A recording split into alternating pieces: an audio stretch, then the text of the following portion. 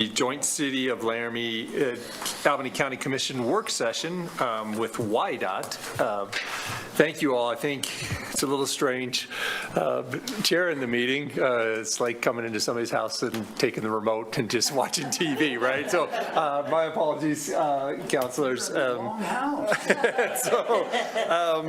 I'd like to call the meeting to order, and item 1 on the work session is public comment, and so I guess there's 3 minutes for public comment, and I guess we go in the room first and then we'll go online. So if you have a public comment, please come to the podium, state your name, and away we'll go from there.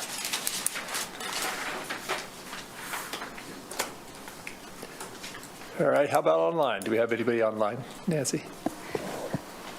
Chair, we have no hands raised online.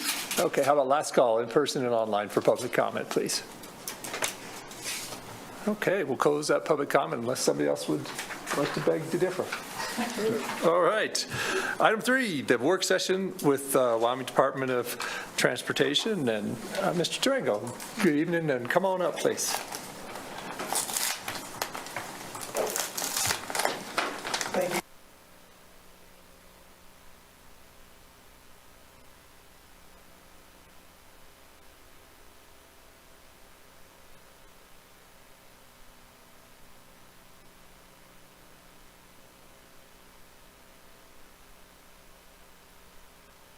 Oh, hey, there, I need the green button.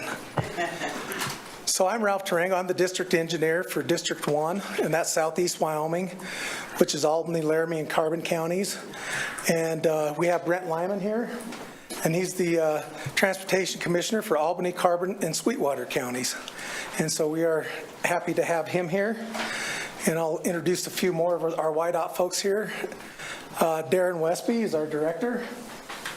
And he's been here since last March, so a little over a year. I think he was confirmed by the legislature this year, this last legislative session, and we're happy to have him with us. YDOT did do a little bit of reorganizing at executive staff. Taylor Rossetti is now the deputy director. I think that kind of follows in line with other state entities within the state. And Mark Gillette is our chief engineer. A lot of you guys know Tom Dehoff. He's the Assistant Chief Engineer of Operations, and I took over for Tom in 2020. Keith Fulton is the Chief Engineer for Engineering and Planning, and John Davis is the Management Services Manager for Grant Information, and so I'm not a grant expert at all, so he's the guy to really contact if you have any questions on any IDGA grants or anything like that, and I'll kind of talk about that a little bit later. I have a lot of my district staff here. Tim Morton, he's our district maintenance engineer. Ryan Shields, he'll kind of go over the projects a little later after I do a little overview of the district and YDOT. Tyler Chapman, he's Lieutenant Tyler Chapman, but he's the commander of Troops J, P, and H right now. He's kind of the interim captain of Carbon and Albany County right now. We just hired Roy Summer. He's our new district equipment supervisor. He actually doesn't start till the 16th officially. Taylor McCourt is our district traffic engineer. He's back in the back room there. And then, of course, Andrea Staley, our public relations specialist. And I'd want to thank her for all the work that she did on the slides and everything for you all here. She did a great job. And also Nancy. She did a great job kind of setting all this up. We appreciate Nancy. She does a great job. So our boots on the ground basically is we have in construction, we have 2 resident engineers here. We have Steve Cook and Corey Kramer. Both of them are long YDOT employees. They have a lot of experience. And on our maintenance side, we have Eric Anderson, who's our area supervisor. We have Rich Barber, who's our I-80 East foreman, and Al Branscom's our I-80 West foreman. So our purpose, mission, vision, and values. So our purpose is to support Wyoming's economy while safely connecting communities and improving the quality of life. You know, that's kind of why we exist, I guess, is what I like to think of it. Our mission is to provide a safe and effective transportation system. That's where we want to go. And our how we want to get there and where we want to go is we want to be excellence in transportation, and we have the RIDES acronym.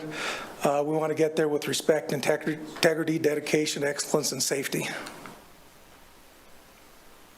So with the new director, we kind of have new areas of focus. So we have recognition, retain, and recruit. So I'm going to kind of just talk about District 1 a little bit. Right now in District 1, we have about 20 vacancies is about our average vacancy. And so that does affect us, on what we can do on the roads and how we can serve our customers. Secure additional funding.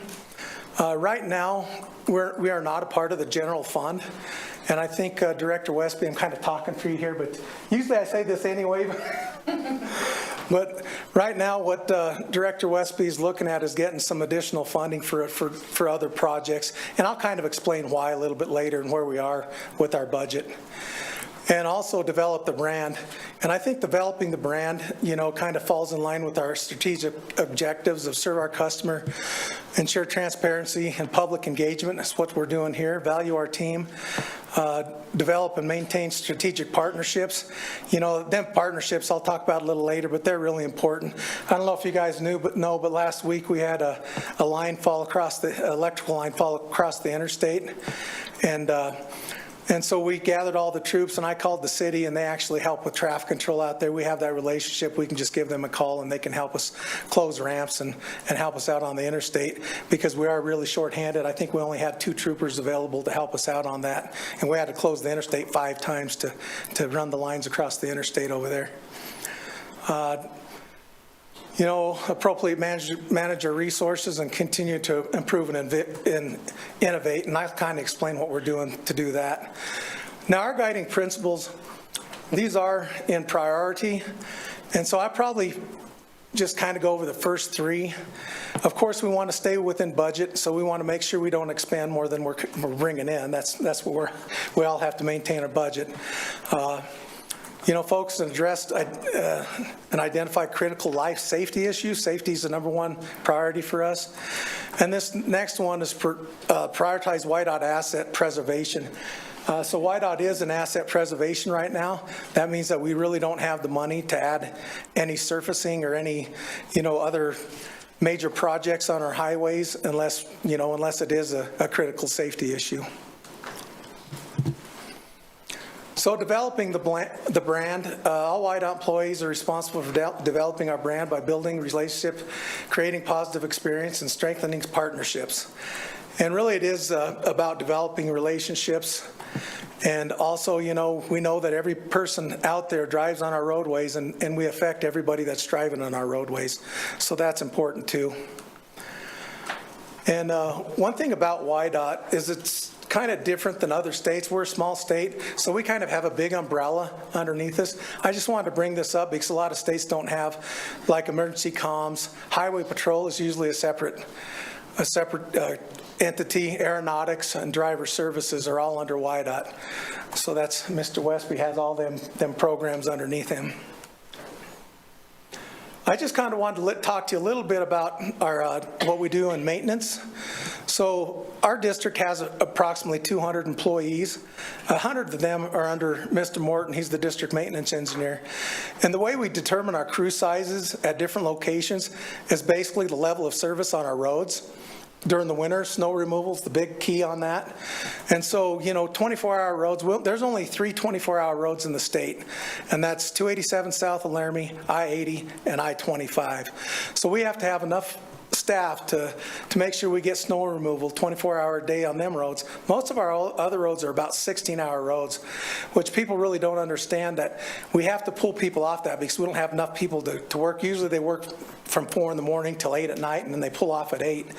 They'll stay and work extra hours, of course, if we need to, but that's really, that's how we determine our table of organization. Mr. Morton paves about, 22,000 tons a year. And what he does is he looks for spots. Most of our tonnage is out per contract. But our contracts take a little time to follow all the rules to make sure we get them in. So Mr. Morton can go out there and he can look at some areas that may be falling apart and address them issues. Of course, fencing, all of our right-of-ways on our roads, you guys know it's a fence-out state, so we're required to walk them fences and repair all them fences along our right-of-way. Vegetation control, disaster relief, we help with wildfires, with floods, flooding in the Saratoga and North Platte River area, Bags and Saratoga mainly. I mean, we have had some flooding out here, I know, but them are the main areas, and then the fires, of course. WYDOT does have 5 rest areas, or District 1 has 5 rest areas that we maintain. And then anything that goes on in our right-of-way goes through Mr. Morton, and he has permits for everything that goes, any work that goes in on our right-of-way should have a permit. And that's mainly a lot of the stuff, if we get a temporary use permit, it's just to make sure that they're doing stuff safe out there for the traveling public and have the correct traffic control. And then a lot of that is utilities, licenses, and stuff like that we do there. And then people really don't know a lot about our facilities, but just in District 1, we have about 100 facilities to maintain in District 1. And approximately 30 of them are employee housing. We have employee housing in Elk Mountain, Arlington, and Bags. And if we didn't have employee housing there, we'd have a hard time getting employees to live there. So that's kind of why we have that there. The next program I want to talk about is the traffic program. And he basically maintains all of our safety devices. He has a striping crew that stripes about 3,240 travel miles. And this is kind of, people don't realize this. He maintains 100 traffic signals. He has around 13,000 signs, and he maintains 370 crosswalks. And, and he does several access permits. Anytime there's a development, he does development reviews to make sure that, that if we need a signal system, a right turn lane or something like that, we kind of pass it on to the developer to put that infrastructure in so it's safe for the traveling public. And he does a lot of safety and traffic studies. And I know people, always ask about like speed limits. They want to lower speed limits. And it's kind of, you don't always want to lower a speed limit because you might get more accidents if you lower it. I heard Nancy back there talking about lowering more speed limits through 3rd Street. Well, the thing is, if you don't have enforcement, then people are not going to drive that. And actually, when you have the varying speeds in there, you create more accidents than you solve. So it is kind of a safety issue. So he kind of does them kind of studies. We actually have about 100 high mast towers too. The district equipment supervisor, now this is statewide, he has over 800, we have over 800 items. I think that's just in the district actually. We have 80 plow units, 25 loaders. We have the Wyoming Highway Patrol fleet, and we take care of the district office too, which is all the district personnel. We have rotaries, pavers, mowers, and then we manage the state fuel sites. One thing about our mechanics, as you can see, they kind of have to know all the programs and stuff to run all the equipment and to plug into the equipment. Everything's computerized now, so they have to have a lot of computer experience too to get that job done. And this is public involvement. So we like to have a positive image at WYDOT. And so as you guys, I don't know if you guys went to the parade here. We were in the parade here for Jubilee Days, and we were in the Cheyenne Frontier Days parade. We're in the Rollins parade. She tries to do a lot of recruiting, goes to colleges and schools. And actually we even go to high schools to do presentations to kind of try to get them while they're young. And, one of the biggest things that she helps me with is addressing public concerns. And we have quite a few of them, as you guys all imagine, being in the positions you're in. And Ryan Shields, he's our district construction engineer, and he manages about $60 million per year in contracts. He has 6 resident engineers, 2 in Rollins, 2 in Laramie, and 2 in Cheyenne. And he has construction engineers, surveyors, and technicians. He has a finals office that makes sure, that we're following FHWA guidelines. We have a lot of guidelines, and to make sure that we don't lose our financial support from the FHWA. And also, he's the survey support. He has a survey support guy that basically does survey support for the whole state here.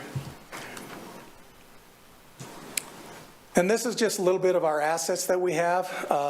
That top one there is the statewide. We have about 6,700 miles of roads and 2,000 bridges statewide. And just in the district, we have about 247 miles of interstate, 209 miles of highways. State highways about 403.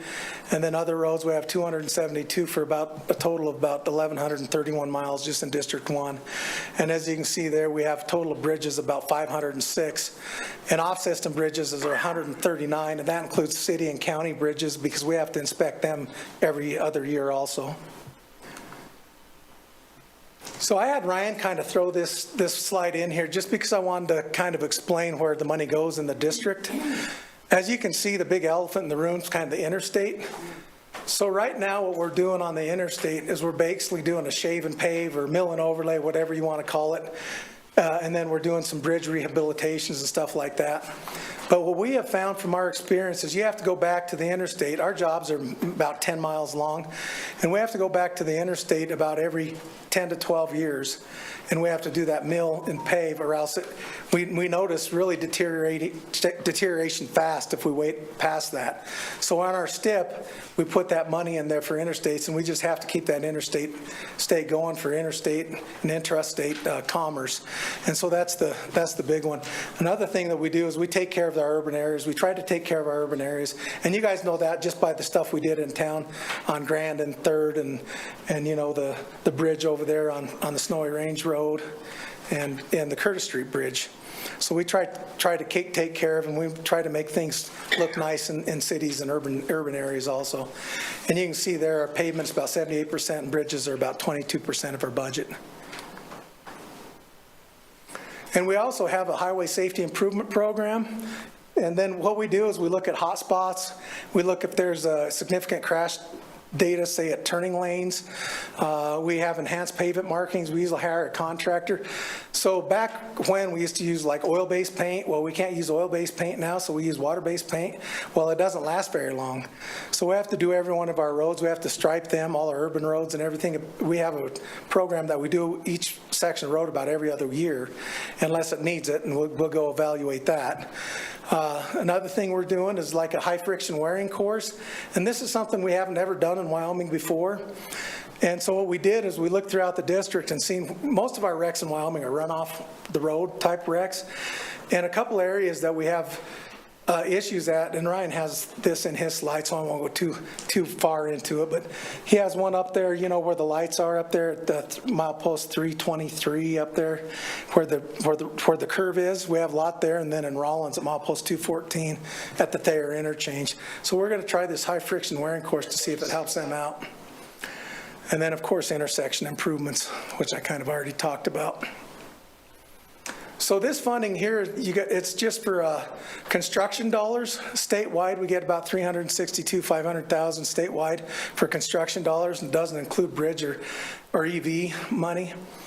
And with this last bill that we had, we got an additional $100 million in new funding each year statewide. And another thing I wanted to bring up is the national average is that, you know, for our roads and bridges nationwide, they usually spend 70% state money and 30% federal money. While in Wyoming, that's flipped around. Basically, we use about 73% federal money and, you know, about 30% state money. And most of our state money just goes to match because we have a usually 90-10 match depending on what the funding is. But most of our money goes for match. So we don't have really additional money for anything but to match the federal funds. And you know, I won't go over this too much. You know, we have $45 million a year, and that's statewide for 5 years for bridges.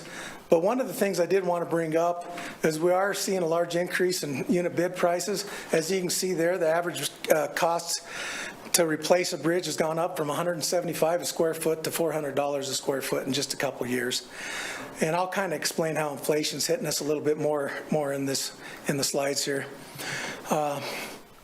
We are committed to do our off-system bridges. I don't think there was any in Albany County. No, we have. They do it based on bridge rating, and you guys didn't. Your bridges are too good for us to replace. And so this is just kind of a chart that shows the inflation. Now, this is just district-wide.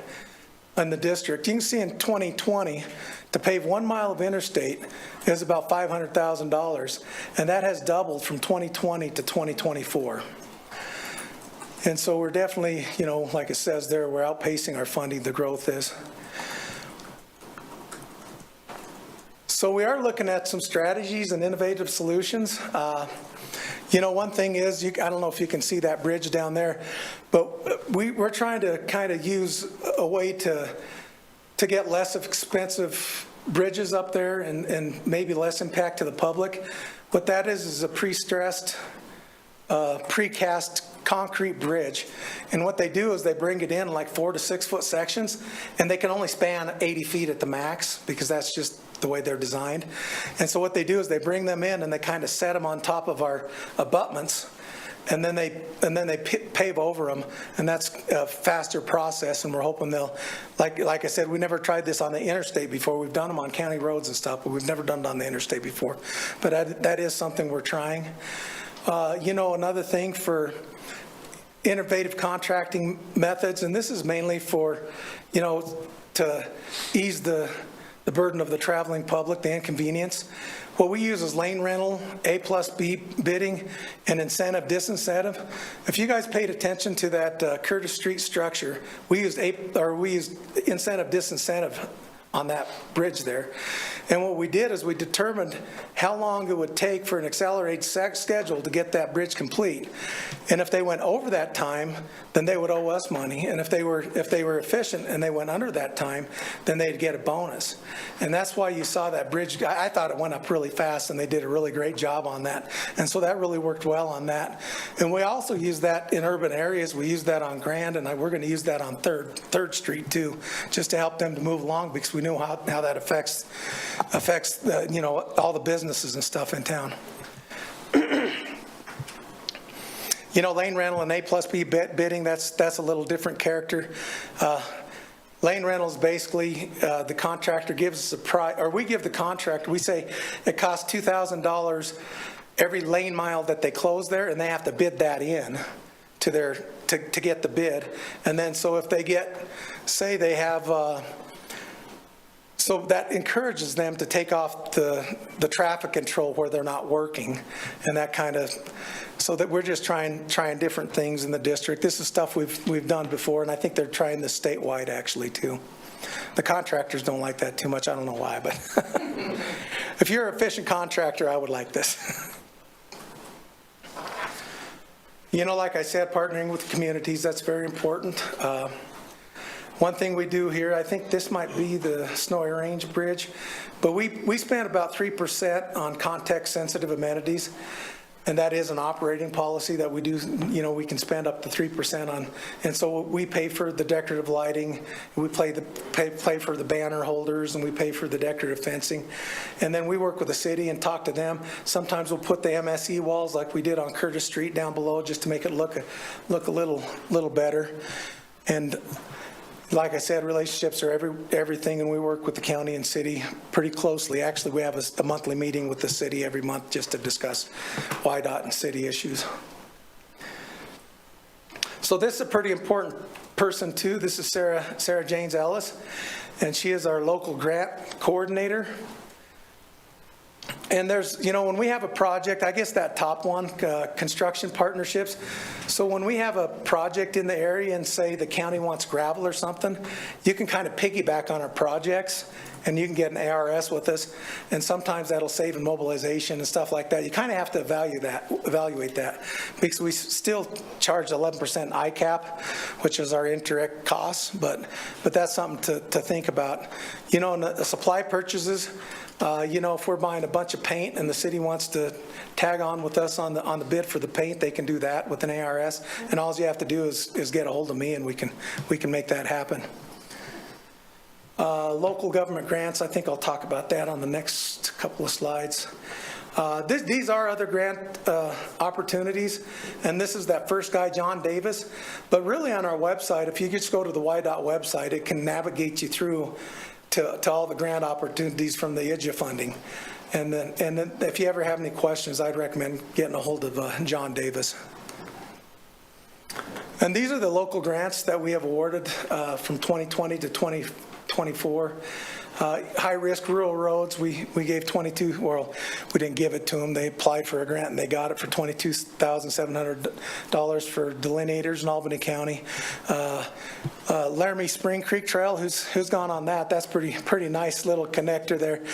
I ride my bike back and forth to work, so I use it every day. I was glad to see that happen, but we supplied $500,000 for that. And then, of course, the transit program in 21, we gave about $1 million to the University of Wyoming, about $75,000 to the Epson Center for Seniors.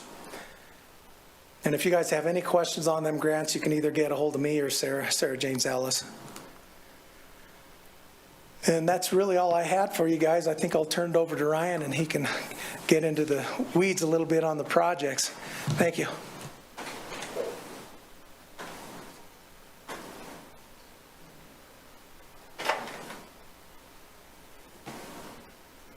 All right, it doesn't go up. That's all right. Hope you can hear me. I think it's as high. Okay, that's as high as it goes. All right. Well, good evening. My name's Ryan Shields. I'm the district construction engineer for District 1, Southeast Wyoming. Ralph took all the good slides, so you get me for all the dry ones, but we'll muddle through. It'll be all right. So I'll take you through kind of an overview of our STIP process, what we go through every year and why we do it, and then we'll kind of step through each year and talk projects. I'll just kind of summarize the projects we have. If you have questions, stop me. We can discuss further. We can talk about it as much or as little as you'd like. So just kind of a broad picture of our STIP. As Ralph said, it's our 6-year plan. So these are the projects we're going to be doing, out to 2030. And, every year we rebalance the STIP. We go through this exercise to make sure that we're hitting the right priorities, right? Because priorities change. We might have a road section that deteriorates more quickly than we thought, and we need to get there earlier. We have some where maybe it's holding up better than we thought, and we can push it back a year. So really, the key is to get to these projects at the right time. We don't want to be there too early. We don't want to definitely be there too late, where it's, deteriorated to the point where it's going to cost us a lot more money. So, it takes a lot of careful planning, and that's what the STIP really helps us to do. So, in terms of how we make these decisions, WYDOT has, some very robust asset management systems where we take, condition data from our roadway, from our bridges. It gets fed into these asset management systems, and it gives us that output that we use to make these decisions. That's one element. The other is the local boots on the ground element that Ralph was talking about. All those nice headshot photos you saw earlier. Those are the folks that live, and work here in our community, in our county. They know those roads better than anybody. So every year we make sure we pull all those experts from the district and get their input as well. What roads really need addressed, what can we wait on, those type of things. So, those are two main inputs. The third and probably the most important one is public input. We build and we maintain public infrastructure. So, we're not being successful if we don't get that feedback from the public, from our customers, from the users. Are we meeting those needs? So, the biggest part of why we're here tonight is that public input process, and that's part of our STIP every year. So it's very crucial. In terms of public engagement, there's the meeting here tonight, of course, but that's of course not all that we do. We have this is showing our website online. If you put WYDOT STIP in a search engine, it'll get you to here. There's a map of all of our projects statewide. You can click on them individually, and it'll allow you to add a comment. That'll kind of trickle through WYDOT. It'll come to us here in the district. That's another way we get public input. The good old-fashioned ways: phone calls, emails. Ralph, myself, Tim, Taylor here in the district, we're always available to take those calls. If you have constituent concerns come up, we're more than happy to listen to those and use that to make future decisions as well. So public input's very critical for us. Here's kind of an excerpt from the STIP. The full document is online.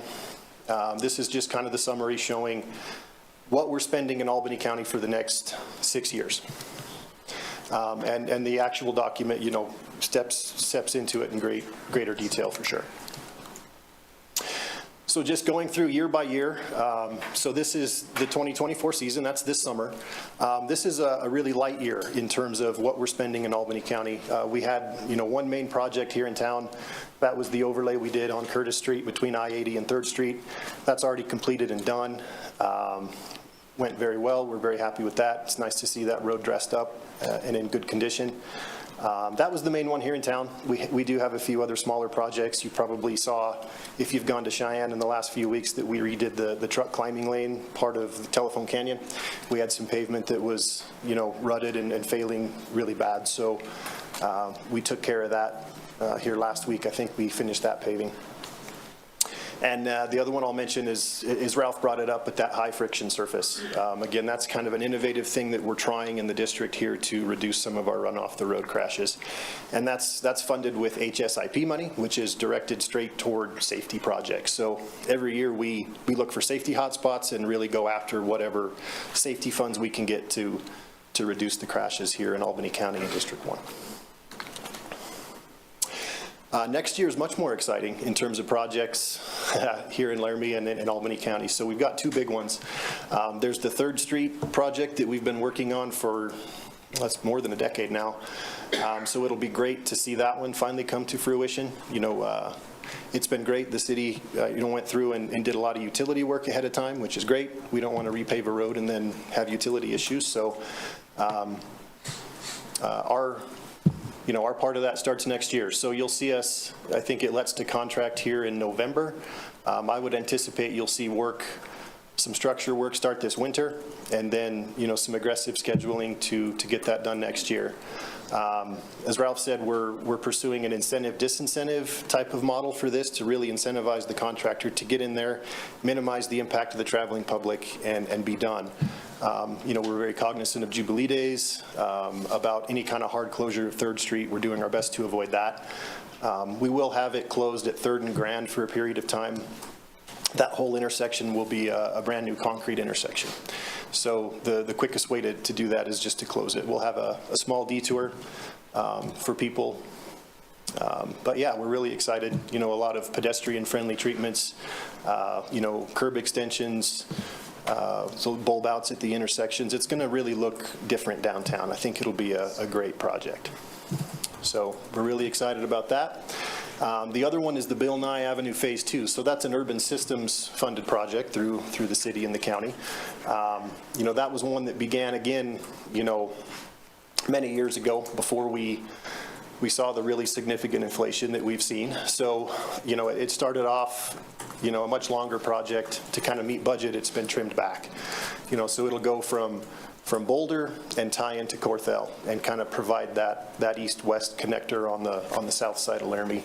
I live right over there. I know people are going to use it. I guarantee it. It's going to be a great project. We're working through that. That lets this October, I believe. So that one's on track as well.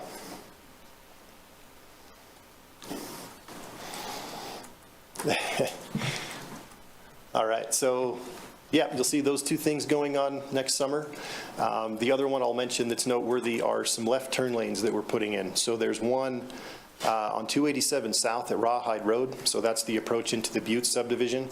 That's one we've tracked for, a very long time. We're all kind of aware of the safety concerns on 287.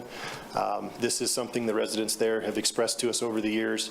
And this is another project that we chased after some safety funding and secured to do that and give those folks a safe left turn into their homes. So we're excited to do that one.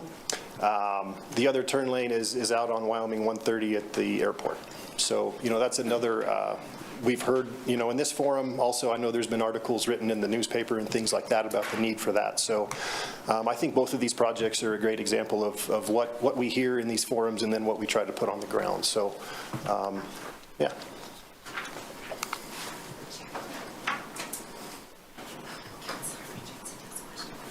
Yes. Oh, great. Councilor Richardson. Excuse me. Thank you.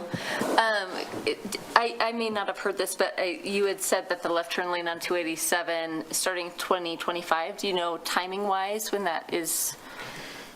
I forget what month it lets to contract. It'll be built next summer, in the summer months. So June, July, August, I would expect the construction to be happening. So completion date next fall.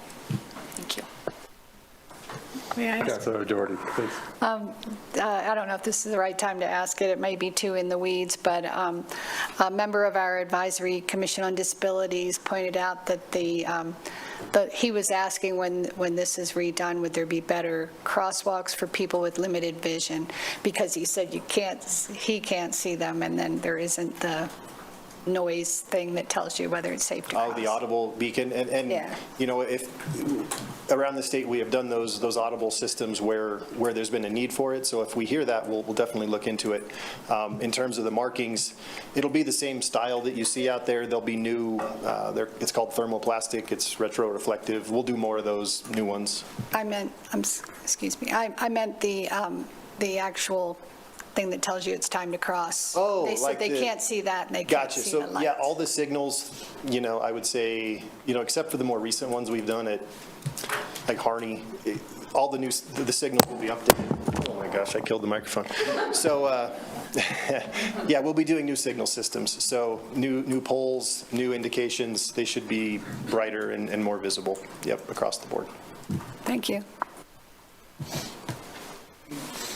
Okay, please. Since we're talking 3rd and 287, I'm curious about the north side of 3rd Street up by the Dairy Queen. Of course, Okay. the soils issue up there has been a problem over the years, Yeah. and it's really bumpy right now. Yep. What are your plans to improve that? So we have some isolated reconstruction areas. You know, we'll take the surfacing off, dig a lot of that muck out, and put in a reinforced soil fill. So we have those kind of soft spot areas set up to address that. We evaluated a lot of things through there. There's kind of a foam injection that we've done over there. I think we did it right in front of the Mandarin years ago, actually, and it's been successful. But that's really expensive stuff. We looked at the cost of it, and we just felt that some isolated reconstruction would be better off. So we're aware of the issue over there, and we'll, you know, try to beef up that structure underneath.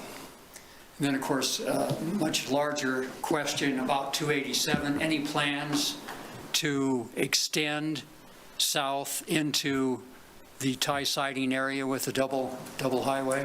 The divided highway, not at this time, no. We are extending the 5-lane just south of town, so in kind of the Cavalryman area. We're extending that 5-lane down past City Ranch Road, so I think it's 2.5 miles, 3 miles maybe, just because we did see those concentrated crashes there. You know, there were a few fatalities the last few years. And as Ralph said, you know, we're really not, we don't have the funds to be widening highways, but this is one where those life and safety issues kind of trumped that, and we got that project put in. So we're doing that one. As far as, you know, from there to the divided section, that's not in our STIP at this time. Okay, thank you.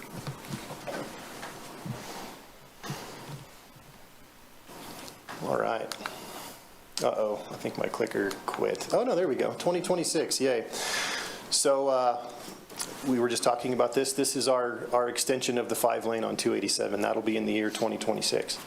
And again, that was a purely safety-driven project, but I think it will make a big difference down there. We have a project on Grand Avenue. That'll start at 30th Street, and it'll go all the way out to I-80. So it's primarily just the surfacing, the asphalt.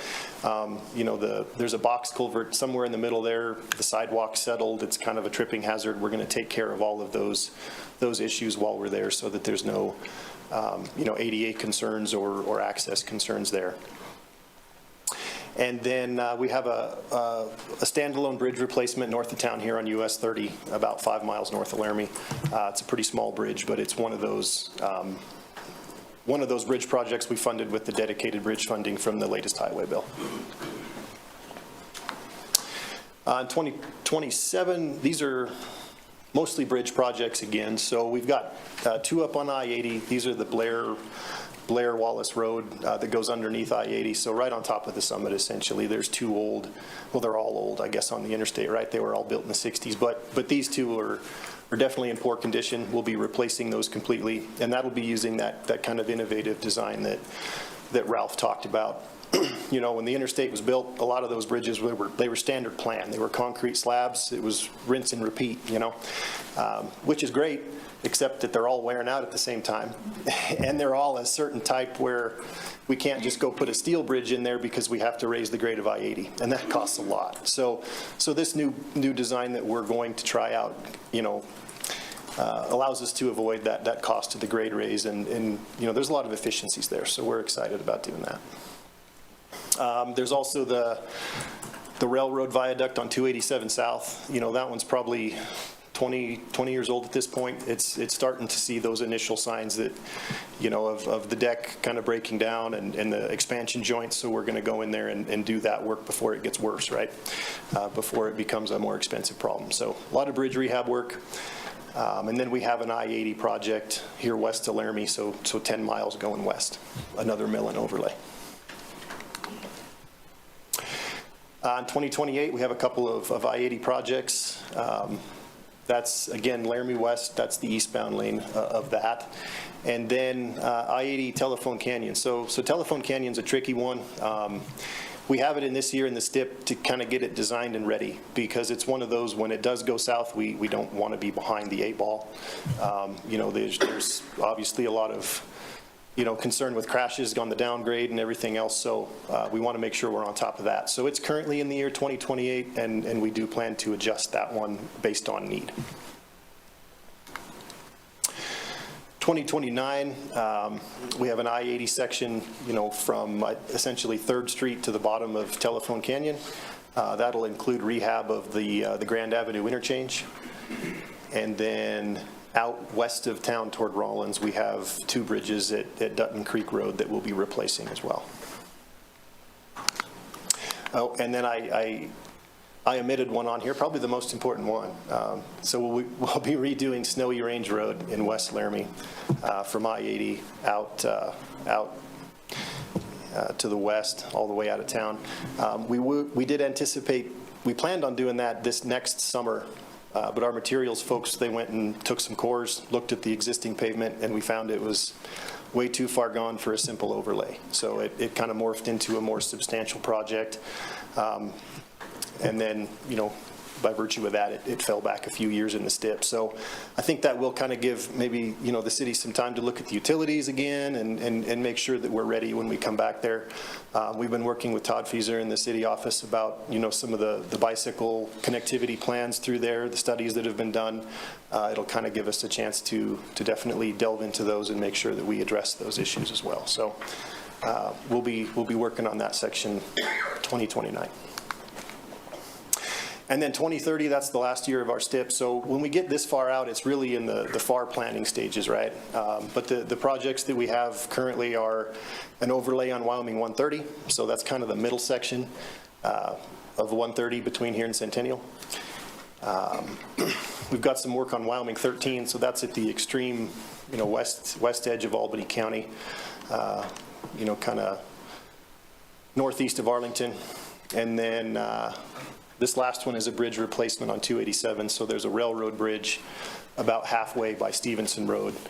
That one's in pretty poor condition. We'll be replacing that guy. And when we do that, we'll do it in such a way that we're planning for the future. You know, if there is, you know, a divided corridor in the future, we'll make sure that this bridge replacement we build will accommodate that.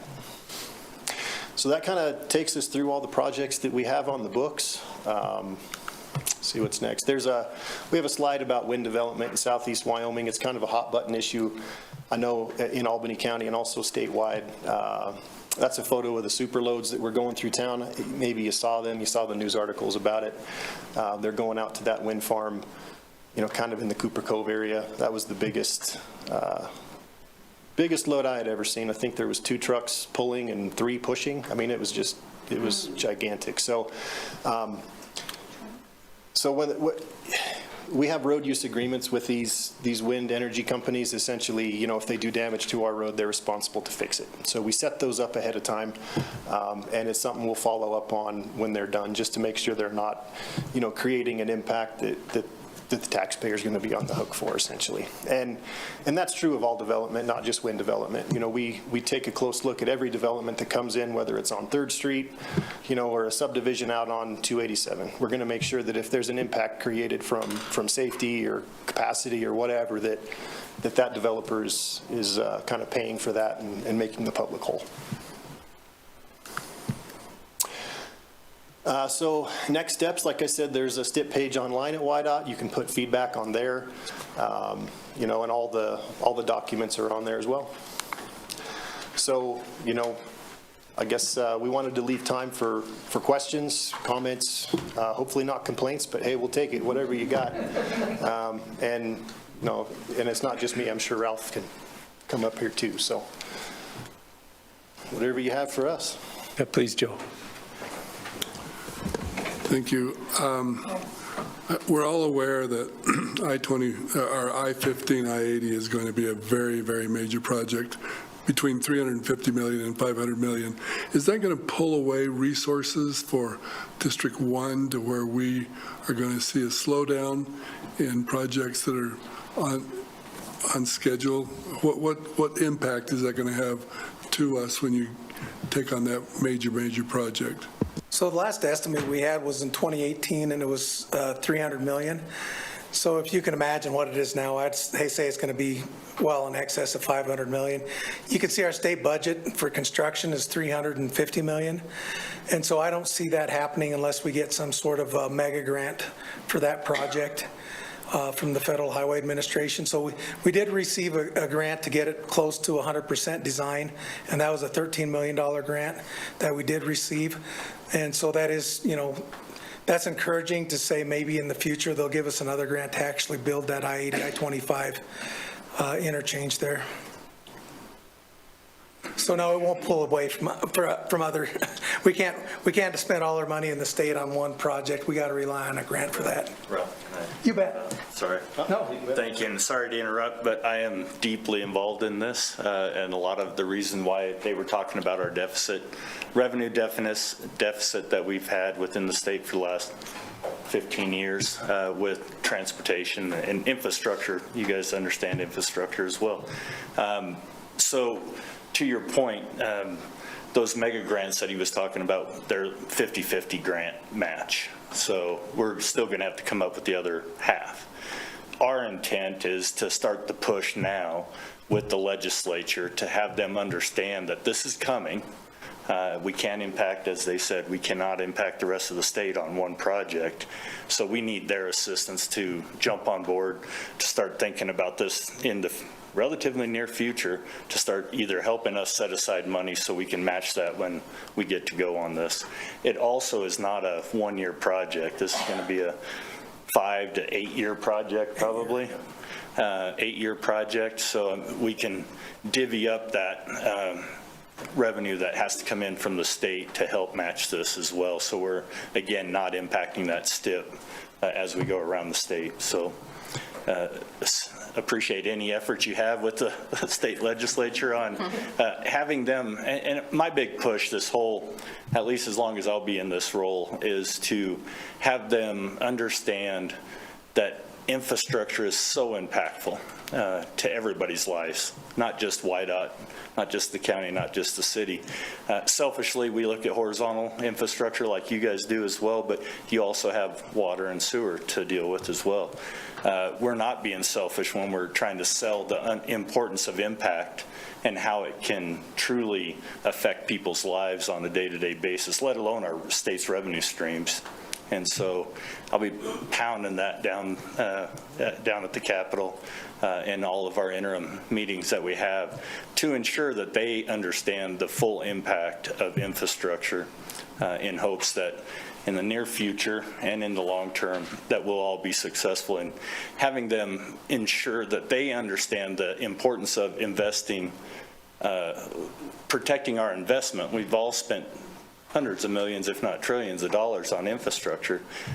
We need to ensure that we're maintaining that level of service that we all are accustomed to in the state of Wyoming. So sorry to interrupt, but I just wanted to tag on that little pitch that infrastructure is important, and it's for all of us, not just WYDOT. So thank you.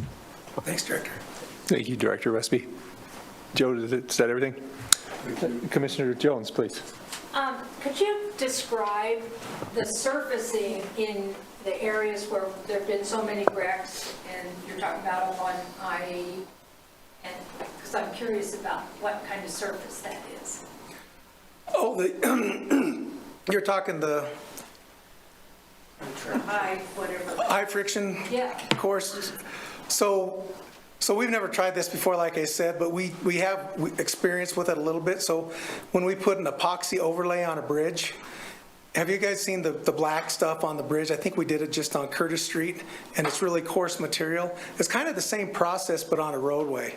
So what they do is they'll put an epoxy on the roadway, and it's different rates for plant mix and for concrete, and then they'll put that, that gritty surfacing over the top, and it'll stick to it. And it'll make it so it has more grip and more friction on it. So is it a bigger aggregate that's on that, or is it? It's pretty small. It's very small, yeah, but the type of aggregate's so specialized, it's It's a bauxite? calcined bauxite, they call it, and it's one of the rare materials on Earth that doesn't polish, under wheel loads or anything else. So it really maintains that grip over its life. The problems we have tend to be wintertime problems, right? So when we were doing this, we reached out to other states that are using this. South Dakota, California's used it in their mountainous areas, Alaska, just to get their experience, and make sure we were putting it in the right spot. Again, it's the first time we've done it, and, I hope we see a big reduction in crashes up there. That milepost up there, you look at a graph and it does this right there. So that's really what we're honing in on and targeting. I think that's really cool. Great. Councilor Richardson, please. Thank you. Thinking about 287 and that 5-lane road, I would love to see that happen sooner, and I'm sure there are reasons why it is not happening sooner, and so I'd love for you to just kind of share with us what you all have to think about in terms of timing of those and what needs to be in place resource-wise to make that happen. A lot of times it's design. A highway project will take 2 years to kind of design and get all the approvals and permits and everything ready.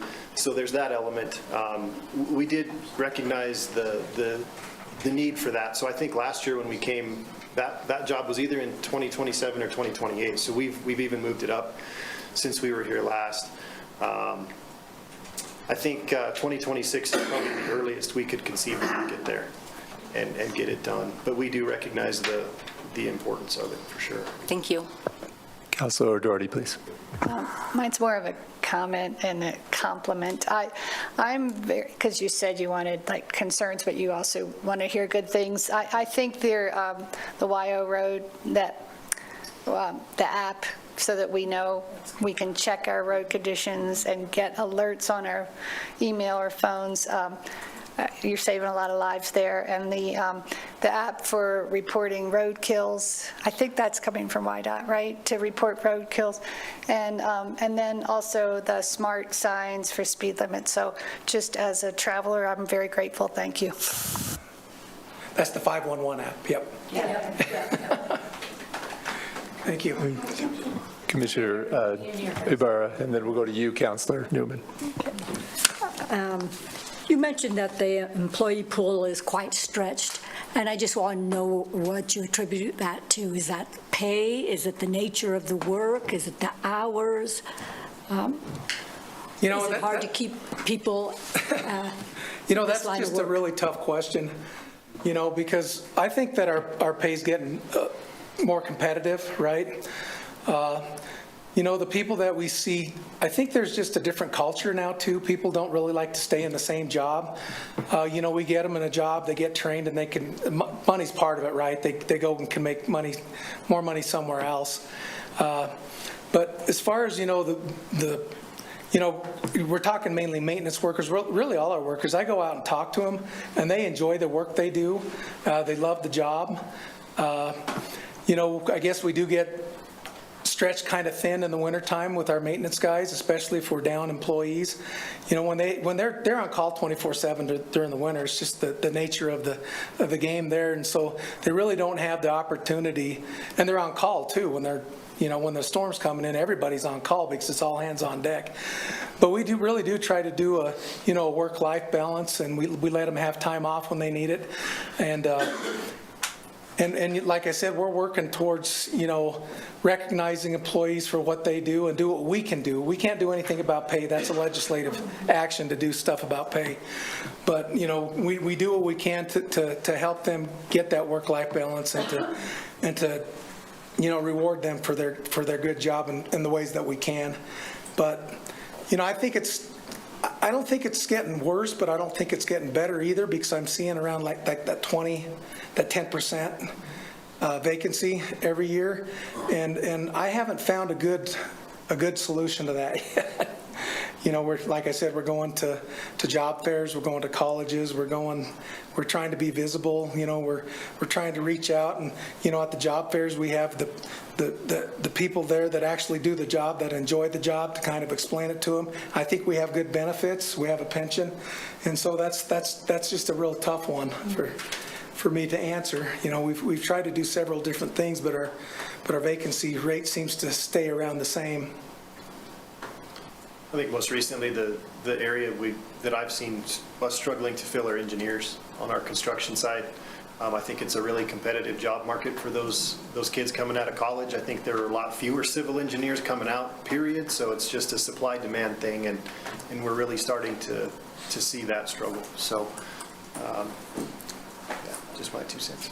No, that is a good point, because, you know, we never used to have issues really getting engineers to work for us, and that's more of a recent thing that's just kind of happening. And, you know, and one thing about it is they have the construction school at the university now. Well, if you go through that program, then you can't get a PE, a professional engineer's license. And so really our career path is for professional engineers. In order to move up to a certain level, you have to have a professional engineers, even a FE license, a fundamental of engineering. And so I think maybe that program, and I don't want to make anybody mad that's listening on the phone from the university, but maybe that program kind of is taking some out of the pool for us too, that, you know, they just see that they can go work at a, you know, somewhere else and be just a construction engineer and make pretty good money there. So, and they don't want to take the higher calculus class, the differential equations and stuff like that. So they're taking the construction engineering route. And is this an issue among your colleagues in other states? I know around the state it is. Other districts are struggling with this same problem. In fact, they've been struggling with it for longer. It's just kind of finally hitting us down here. So, like Ralph said, we're at the job fairs and doing everything we can there. So, Councilor Newman, please. We'll just stick with this subject real fast, but that wasn't my question, but one popped up. Are you having problems finding technicians to work in like the maintenance facilities as well? So what I found in the maintenance side, and Mr. Morton might be able to answer this a little better since he's our maintenance engineer, but really it's kind of a revolving door in the maintenance. It seems like we're pretty good at hiring them, but we're having a hard time keeping them. Once they get that CDL, they kind of see the dollar signs and then they go work somewhere else. And, you know, we've done things like retainage bonuses and stuff like that, which I think is helping. That they, you know, and referral bonuses and stuff like that, that I think that is helping quite a bit. But, you know, it's just kind of been a revolving door there too, on the maintenance side at least. Thank you. Biotech's career fairs tomorrow. You guys should have went to that and kind of got some people there, but obviously we can't help you with engineers. My real question was, all these safety projects, 287, 130, that we're adding these extra lanes, from people who have reached out to me, some of the biggest complaints is also the striping out there. Mm-hmm. Have we looked at, I know we went from oil-based to water-based, but have we looked at some of the other stuff, like the reflective paint that we can put out there. I saw there was some stuff in maybe Australia that they're using like glow in the dark. Without streetlights or any, ambient light out there, it's kind of dark. Have we looked into any of that to go out there? So we have used like a long line striping, and Ryan knows a little bit more about this. We use that in Cheyenne and heavy traffic areas. So our epoxy contracts and our long line paint, they last, about 3 years, Ryan? Yep. Ryan's an ex-traffic engineer, so I have to rely on that one too.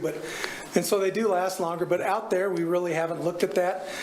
Some of that could be attributed to the chip seal lately, because when we have a paving project or a chip seal or something like that, it doesn't even last the whole year. And of course, we can't stripe during the winter, right? So we can't do that. So that is a constant battle.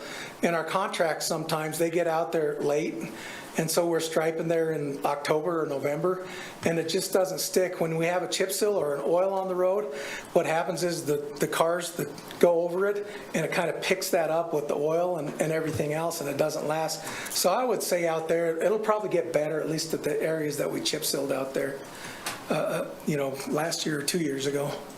It just takes time to have that paint stick. And I've talked to my striping foreman and stuff to see if we can put down, a little bit thicker and stuff like that, but there's a very fine line with that, because you have paint beads that you have to put down. And so you can only put the paint down so thick, it's like 16 mils or something like that. And if you start going above that, then it loses its reflectivity with the beads on there. So all we can do is just go over it again when it gets bad. And our stripers they're running their tails off during the summertime, because that's when they do their work. And so we try to hit them. And if there is an issue out there right now, I mean, we can go look at that and see if it needs striped again. That's something we can do, and we'll do that. When we get input like that from you guys, we go check it out and make sure that we have the correct reflectivity and it looks good. I will shoot you an email. Sounds great. Well, just to wrap it up, thank you all very much for joining us tonight. Could you talk to me about the EV infrastructure that was available that might not have come to Wyoming, and why that decision was made, and what the thoughts were in making that decision? So I think that we're not out of it. I think that we have an EV plan that we are submitting, or did submit. I'm not sure, Director, if we submitted that EV plan to the Federal Highway Administration, the upgrade-dated one. I'm not really up on the EV. I just know we have $25 million in the 5 years, and we still have that money, but. Yeah. Mr. Chairman, thanks for the question. We are working on the year 3 plan now. It had to get revised. Some of the rules that are coming out of the Federal Highway on what we put in year 1 and year 2 aren't going to work for year 3. We haven't even went out to RFP yet on it, but things have changed enough to where we were accounting for existing chargers that are already on the system, because what we internally didn't want to do is come up with a federally funded charging station right across the street from somebody who did it on their own. And so, but some of the reporting that the Federal Highway wants in their plan, the private company isn't interested in giving us that data, and that's their choice. But then we had to go back and revise our plan to try to get within their requirements to receive the funding. Now, we went out to RFI, request for interest, just to see if there's any companies out there that were interested in building out our plan for us. And we got some interest, and so we're developing the request for proposal to see if we have any true takers on the funds to go build out some of the EV charging. We are focusing, obviously, on the interstates right now. And if, for any reason, we still have any money left over, then we'll go off the interstate systems to try to build out some of those major corridors. Thank you, Director Westby. And then my final question would be, in preservation mode, I used to work at White for 10 years, 20 years ago, and that's the terms that were used then. You can only scrape and pave so often. What's the plan when you can no longer scrape and pave? That is, I've talked to Ryan about this quite often, because you're absolutely right. When you keep on milling and overlaying, what happens is the moisture gets down there and it starts stripping the asphalt. And so that's why we have to go back every 10 years. But we've had places in the district where we're just, basically, trying to get by with what we can with the money we have. And we're looking at projects that we're past that point that we're going to have to reconstruct. And we haven't had that conversation yet with our materials lab to see what we're going to do there. I guess a good example is the marginal in Cheyenne, because we're just putting an inch overlay over that. We're doing slab replacements. Really, in my opinion, that should have been reconstructed. But if you reconstruct a job like that for $30 million, then what do you do with, then we don't have much left to do what else we need to do on the interstate system. And so we are looking into that, and you're absolutely right. I think it's going to bite us in the you-know-what before too long.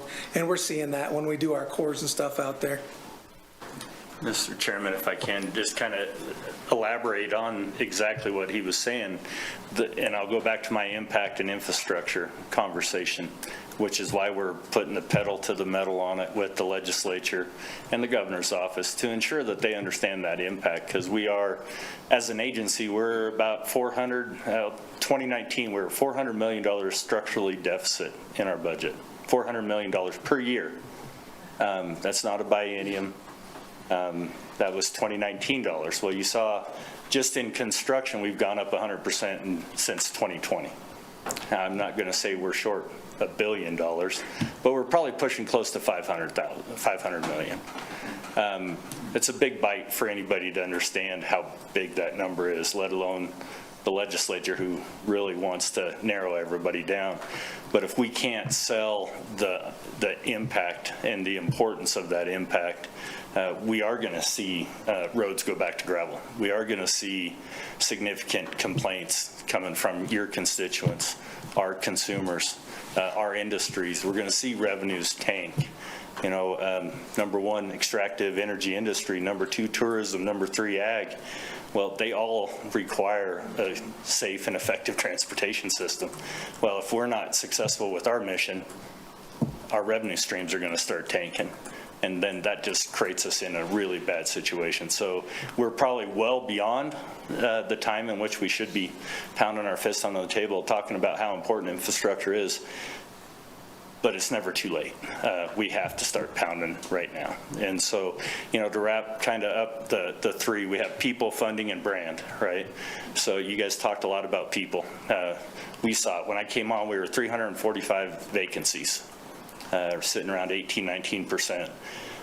That's significant. My old agency that I came from had 150 people in the entire agency.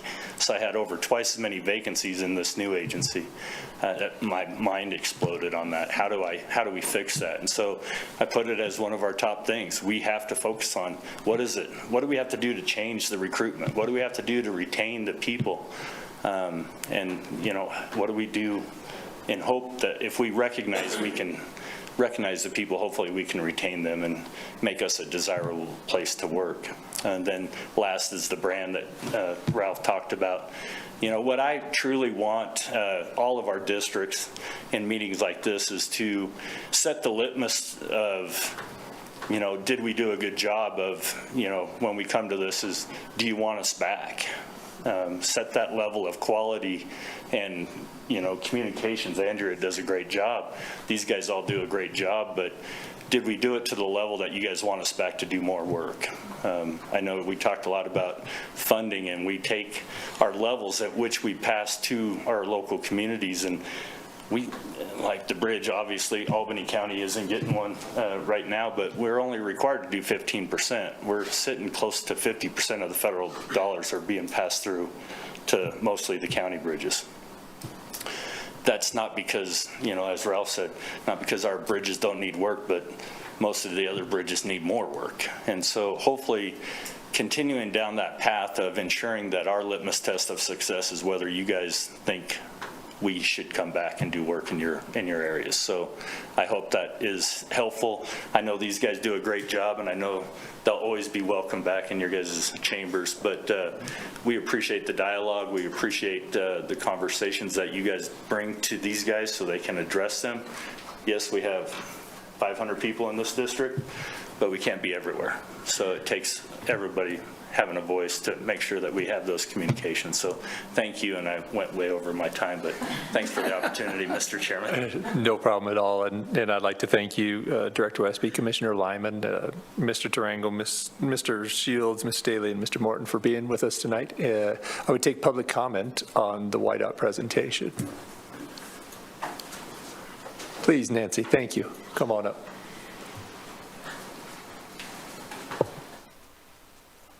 I'm getting to really like these guys.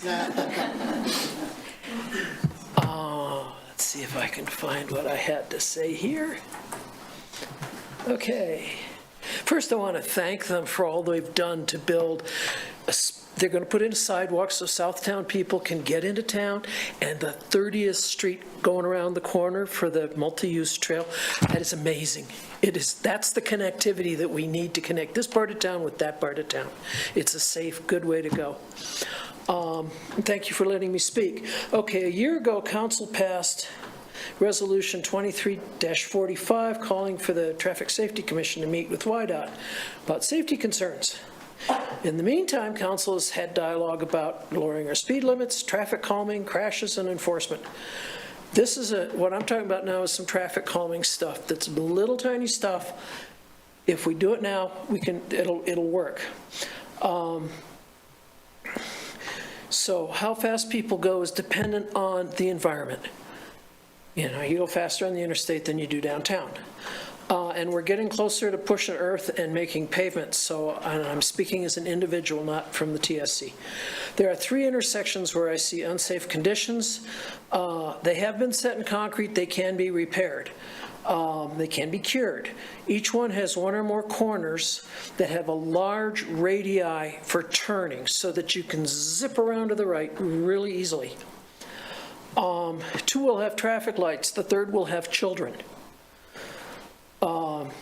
And it's perception. So we want to change the perception here. No, I've lost my place. I hate computers. At Harney, drivers are encouraged to beat the light. As you know, people think the light's going to change. They go a little faster, and then they try to make that turn. And they can do that because there's plenty of room to make that turn. It's a nice, big, wide sweep.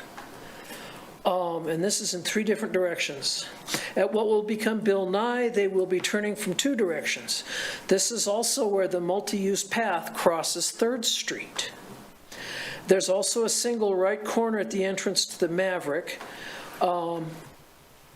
It's made wide to accommodate trucks. That's one of the places where I have sat and watched. The trucks are 10 feet away from where that curb is. The cars coming in to get gas, they're coming up from Fort Collins, zoom, in they go. They're going faster than the trucks. At the same time, pedestrians are trying to cross at all these intersections. The light turns green, the little white man comes out there.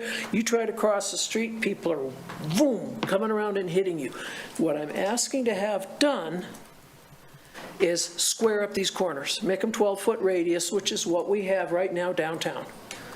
We're going to put bulb outs at 3rd and Grand on 3 of the 4 sides and a modified one on the 4th. Even without those, I've seen trucks. When the snow comes and all the trucks are driving down 3rd and Grand, they all make it. Nobody's ever taken out those traffic lights. I've learned this from observation, sitting there at the intersection, just sitting there watching people go by. That's it. Thank you much. Thank you, Almost got Nancy. it in 3 minutes. Yeah. Anybody else in the room for public comment on the whiteout presentation? Nancy, how about online? Do you see anybody with a comment online? Chair, no hands raised online. Okay. Any final questions, concerns? I'll close that public comment for the whiteout session. And thank you so much for traveling over and for being in person to give us that information. Thank you so much.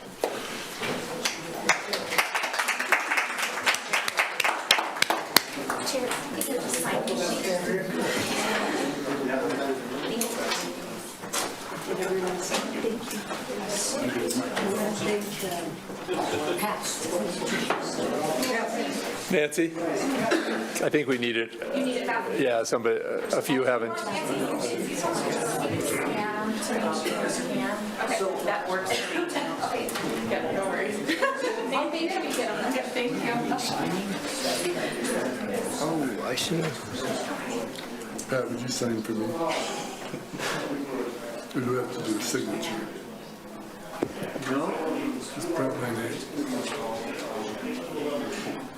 Would everybody like to take a break, or would you want to just press on through? I don't. Okay. All right. Great. You guys are free to go.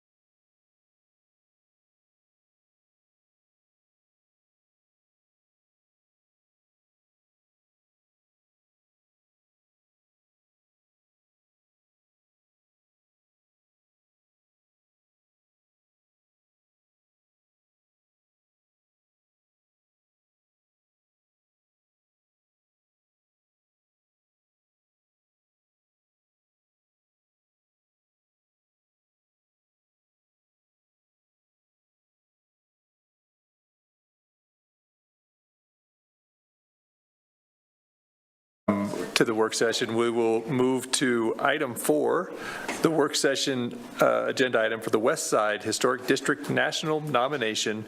I have Karen Bard. I don't see Karen. Karen is not able to be here. But I do see Megan McDonald, and I'm not sure who's going to start us off. Mary. Mary, please. Thank you. Thank you. I'm Mary Hopkins, and I'm a member of the Albany County Historic Preservation Board. And Karen Bard sends her regrets. She had a family emergency and had to leave town today.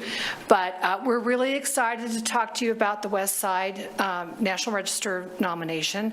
Several of the council members attended our kickoff meeting as well as our walking tour that we did last week. We have Megan McDonald on the video tonight to explain to you their process and what they're going to go through with this project. And Gwendolyn Christie is also here. She is the project manager for this project dedicated to the West Side. And we're both here to answer questions when Megan is done. Thanks. Thank you, Mary. Megan, I guess the floor is yours. Can you hear us? Yes, I can.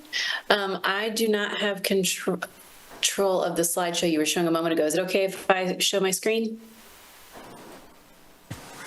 Sure, we're working on it. Okay. Give me one moment here. Thank you.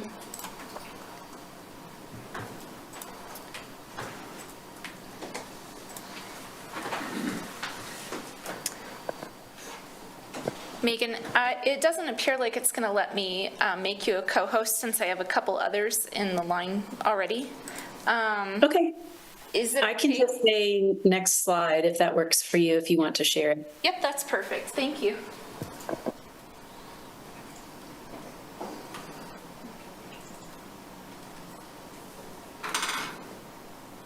All right. Well, good evening, everyone. My name is Megan McDonald, and I'm an architectural historian with Post Oak Preservation Solutions. And we were selected by Albany County to write the National Register nomination for the West Side neighborhood in Laramie. We started the project about a month and a half, 2 months ago. We've made some good progress already, and so we wanted to give you all an update on the process, on the progress we've made, and then also to explain to you what National Register listing means and give you an opportunity to answer any questions that you may have. You can go ahead to the next slide. Just to briefly introduce you to our company and our team, we're a Texas-based consulting firm with offices in San Antonio, Austin, and El Paso, and then we also have an office in Kansas City, Missouri. We do all kinds of different historic preservation projects, including historic resource surveys, National Register nominations, design guidelines, historic tax credits, and then just general preservation consulting. Next slide. We've basically broken this project down into 3 phases. The first phase was the pre-site visit preparation, and we've actually completed this phase. So we spent quite a bit of time compiling as much research material as we could from our offices in Texas and Missouri, and developing a research plan for when we ultimately visited Laramie to do on-site research. And then we also spent quite a bit of time reviewing existing surveys and inventories that had been conducted previously, so that we could have a pretty good handle on what structures and resources were present in the neighborhood and how they had been assessed in previous reports. The next step of this project was the site visit, and that was actually completed last week. So 2 members of our team, Rebecca and Allison, traveled to Laramie and spent the week there doing a number of things. The first was visiting local research repositories. So they spent a lot of time at the University of Wyoming, both at the American Heritage Center and at Special Collections, again, gathering all those research materials that we didn't have access to in Texas. And then they also spent quite a bit of time photographing the neighborhood. So they walked the neighborhood and the alleyways, and they photographed as much as they could while they were there, so that we would have some photographs to reference while we're writing the nomination and trying to describe the character-defining features of both the district as a whole and individual properties. And then lastly, they were making some initial field assessments of, what changes had taken place to individual buildings and streetscapes and the like, and how that might impact National Register eligibility. But this step will actually be a continuing part of the process throughout the whole project. And then lastly, this is the stage of the project that we will be entering now, and that's where we really start digging into all that research, all those photos, and compiling the draft of the National Register nomination. I don't know if any of you have seen a National Register nomination before for a historic district, but they are pretty extensive, lengthy documents. And so this will be a pretty robust narrative outlining the history of the West Side from its inception until really into the 1970s. And it's going to go into pretty good detail about the individual resources in the district. So this will be an over a year-long writing process, and we'll be soliciting feedback from the Historic Preservation Board as a part of it and incorporating any feedback they may have. Next slide. Just to give you a timeline, August 2024, that's where we're at right now. We've completed the site visit, and from here, again, we jump into several months of writing and reviewing all of that documentation of the neighborhood. The first item that we'll submit is what we call the cover in Section 7, and basically this is where we describe the neighborhood as it is right now, provide a list of contributing and non-contributing resources, which I'll explain in a moment, and make a proposition for what we think the boundaries of the historic district should be. After that, we'll submit the full draft, which will then include the historic context of the neighborhood. So going through the entire history of the community, what the different sources of significance are that we're listing it under, coupled with that cover in Section 7. We will have that first draft submitted at the latest by April of next year, and then following any edits from the ACHPB, we'll submit our final draft in August. And that will be submitted to the State Historic Preservation Office. The staff there will review the document, offer their suggestions, and then it will be put forth before the State Review Board. And if they approve it, it then goes to the National Park Service, who has the final say-so as to whether or not the West Side will be listed as a historic district. And we do plan, whenever it is scheduled, probably for November 2025 or February 2026, we will be presenting that nomination to the State Review Board and answering any questions they may have. All right, so now I wanted to talk a little bit about what a historic district is. There are often misconceptions about what a historic district is and what it means for property owners. And there's also multiple different kinds of historic districts. So I just wanted to clarify the differences and explain what National Register listing means. Next slide. So when we say historic district, in a general sense, we mean a concentration of resources, and by resources, we mean buildings, structures, and objects that are somehow related to one another historically or architecturally. You know, individual buildings can certainly be listed on the National Register, and they tell very specific and unique stories as a single resource. But when we consider buildings together as a district, we get to learn about a more comprehensive understanding of that community and what those resources mean when they're considered together. And then lastly, can you go back? A grouping of resources that have been listed on the National Register of Historic Places is different than a local historic district. So I just want to take a moment to distinguish between those two things, because this is hands down where most confusion comes in.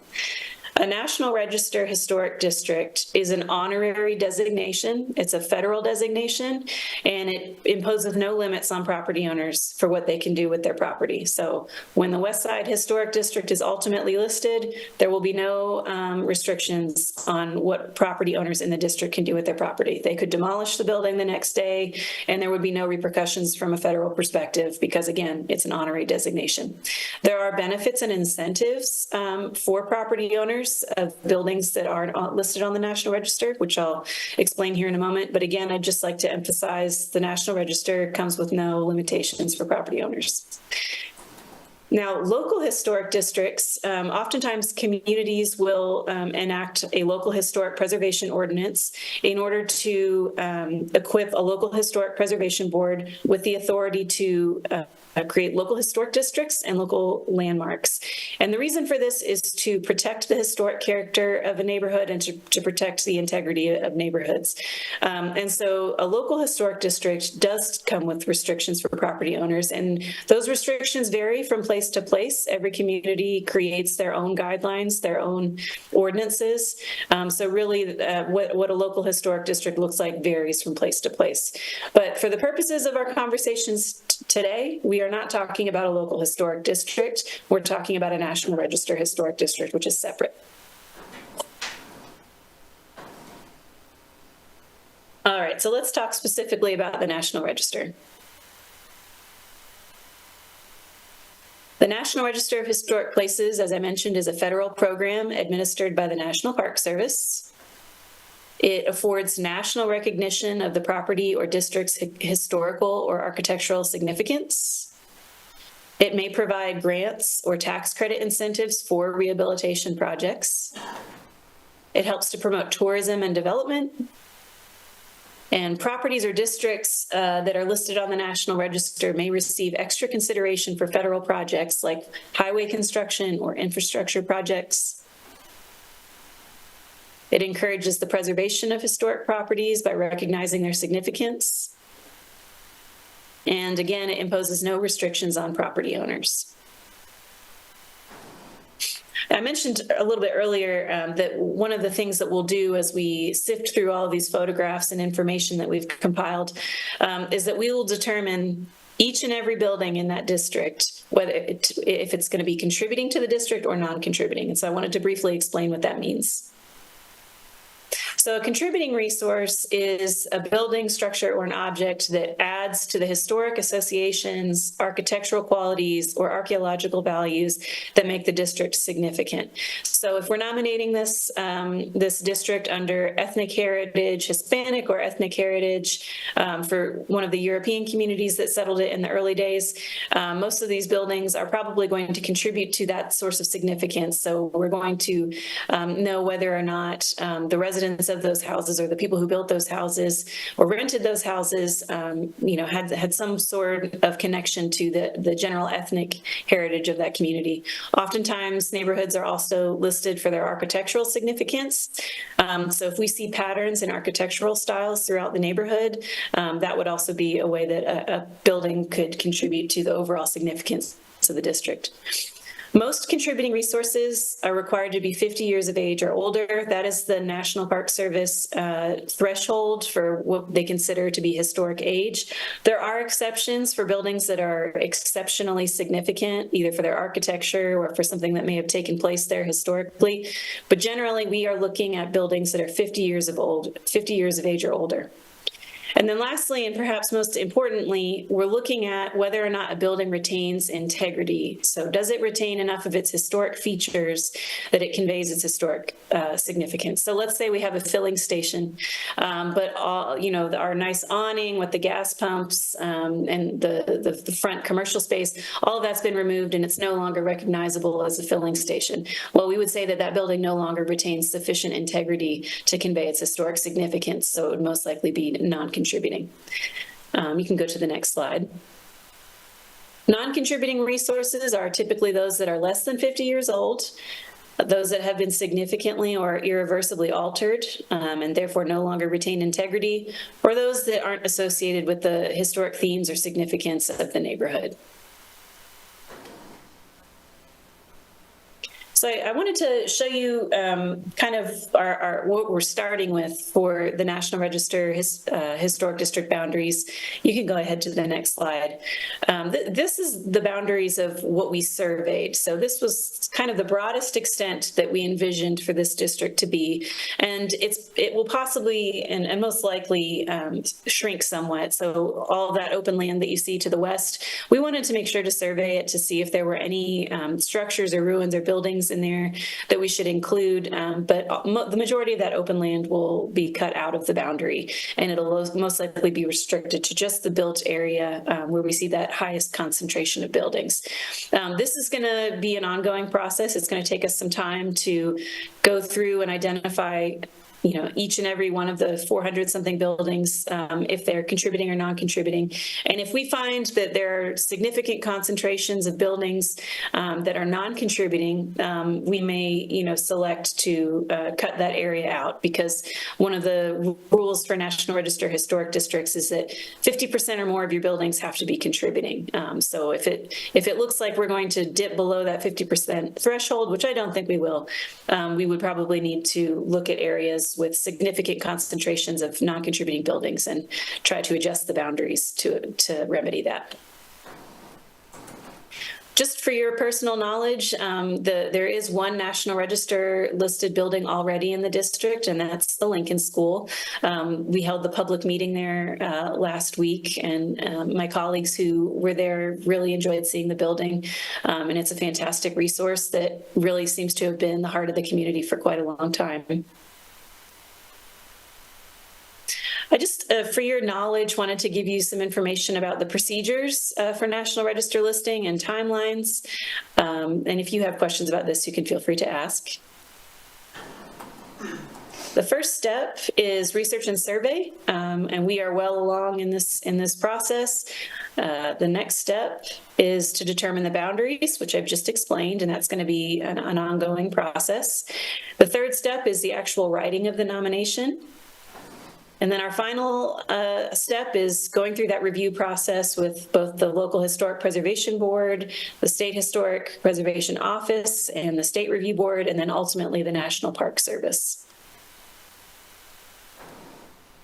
And timelines, just for your awareness, when we submit the initial first full draft of the National Register nomination to the Wyoming State Historic Preservation Office, they have about 60 days to review that draft and provide comments.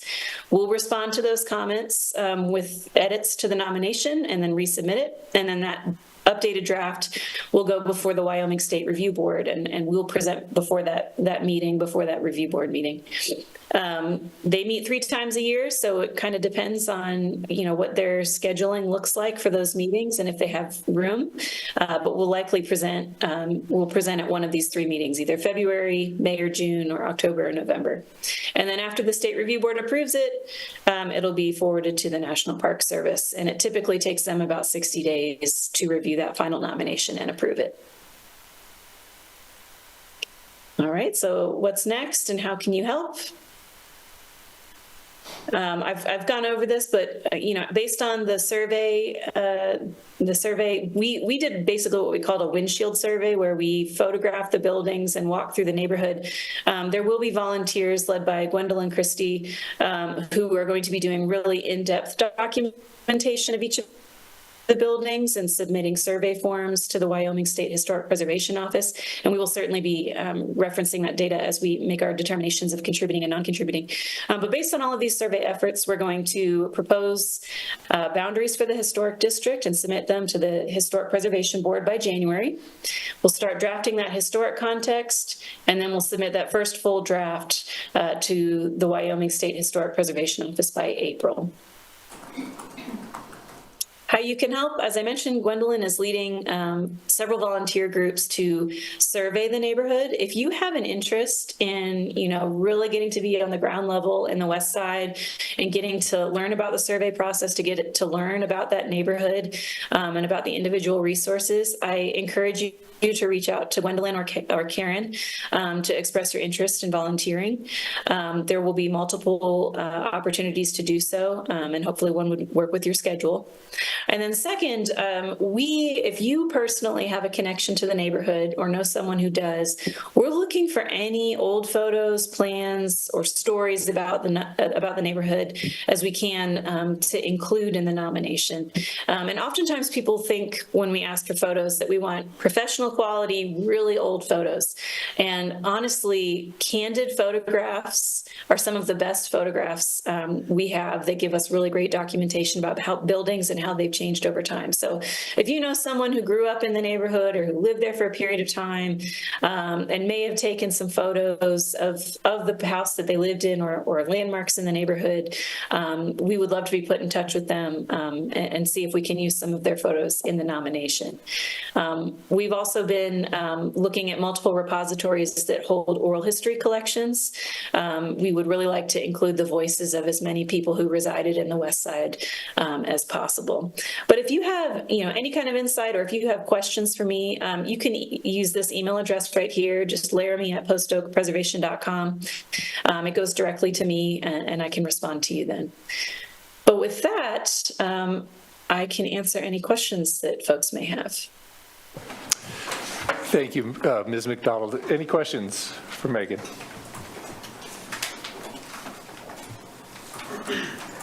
Yes, please, Brian, come on up, please. Yes, Brian Schuster, longtime resident here in Laramie. Have you considered going down First Street south of the historic railroad depot? There's a lot of houses there that are as old as any of them in the west side. And I know it's across the railroad tracks and slightly south, but it is a really good historical area. So I don't know if it could be extended, if it can cross the tracks or anything like that. Thank you. So you're talking about east of the railroad tracks below First Street? Yes.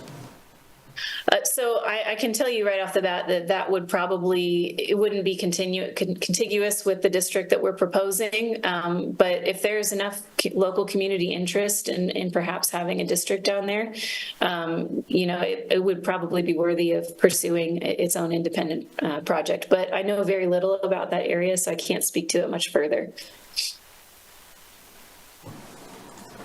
Thank you, Brian. Any questions online? Nancy? Chair, we have no one besides who you see on the screen online now. So. Perfect. Can I just add something to that? Please, Mary. Thank you.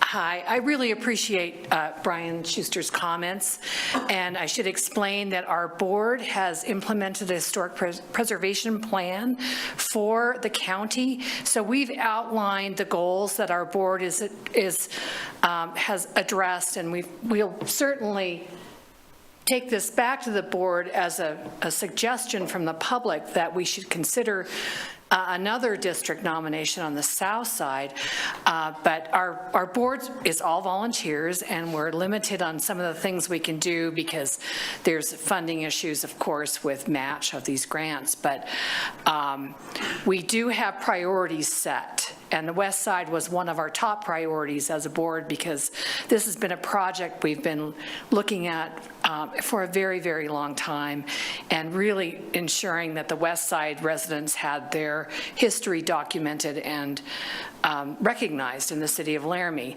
As you know, the University neighborhood is a listed district as well, and the downtown Laramie is a listed district.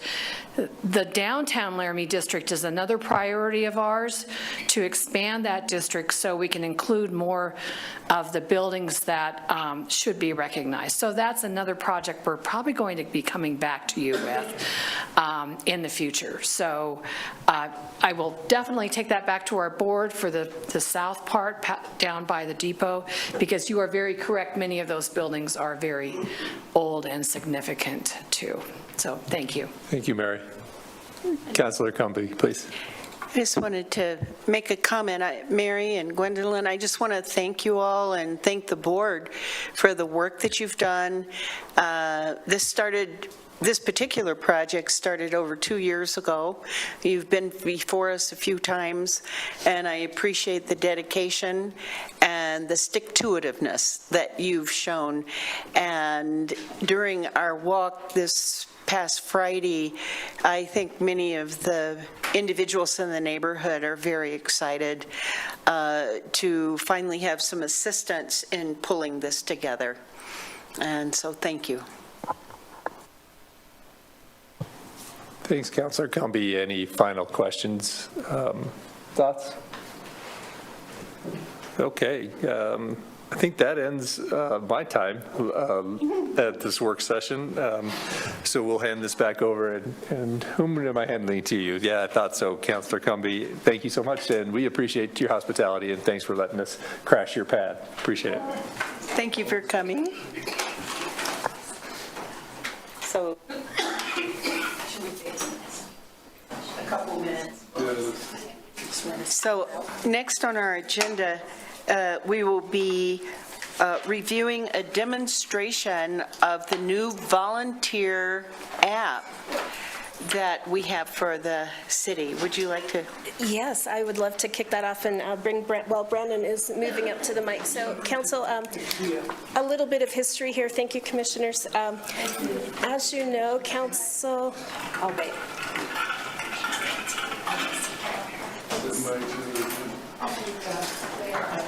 Nancy, you can pull that up if you want. The picture? Yeah. While you guys are changing seats here, I wanted to share this picture that Mary Hopkins brought with her tonight. She just showed me this, and I thought we'd pop it on the screen for you guys. This is at the ranch today, or yesterday. Yeah. Isn't that lovely? I know it's off topic, and thank you for indulging me, Vice Mayor. But we did at the Hart Ranch. So yesterday, Mary and a lot of the same folks you just heard from about the West Side neighborhood, they had the kickoff meeting for our Hart Ranch historical analysis, and this is what they got to see while they were out there. So I just wanted to share that. Thanks, Nancy. So council, to the actual topic on your schedule, not just fun, weird facts from the ranch. It is. I thought it was a sweet picture. You all recall that you late last fall, I think, and into the winter, started a conversation about how the city might better utilize volunteer time, effort, and energy from residents to accomplish your goals and objectives in the work of the city where it's appropriate, makes sense.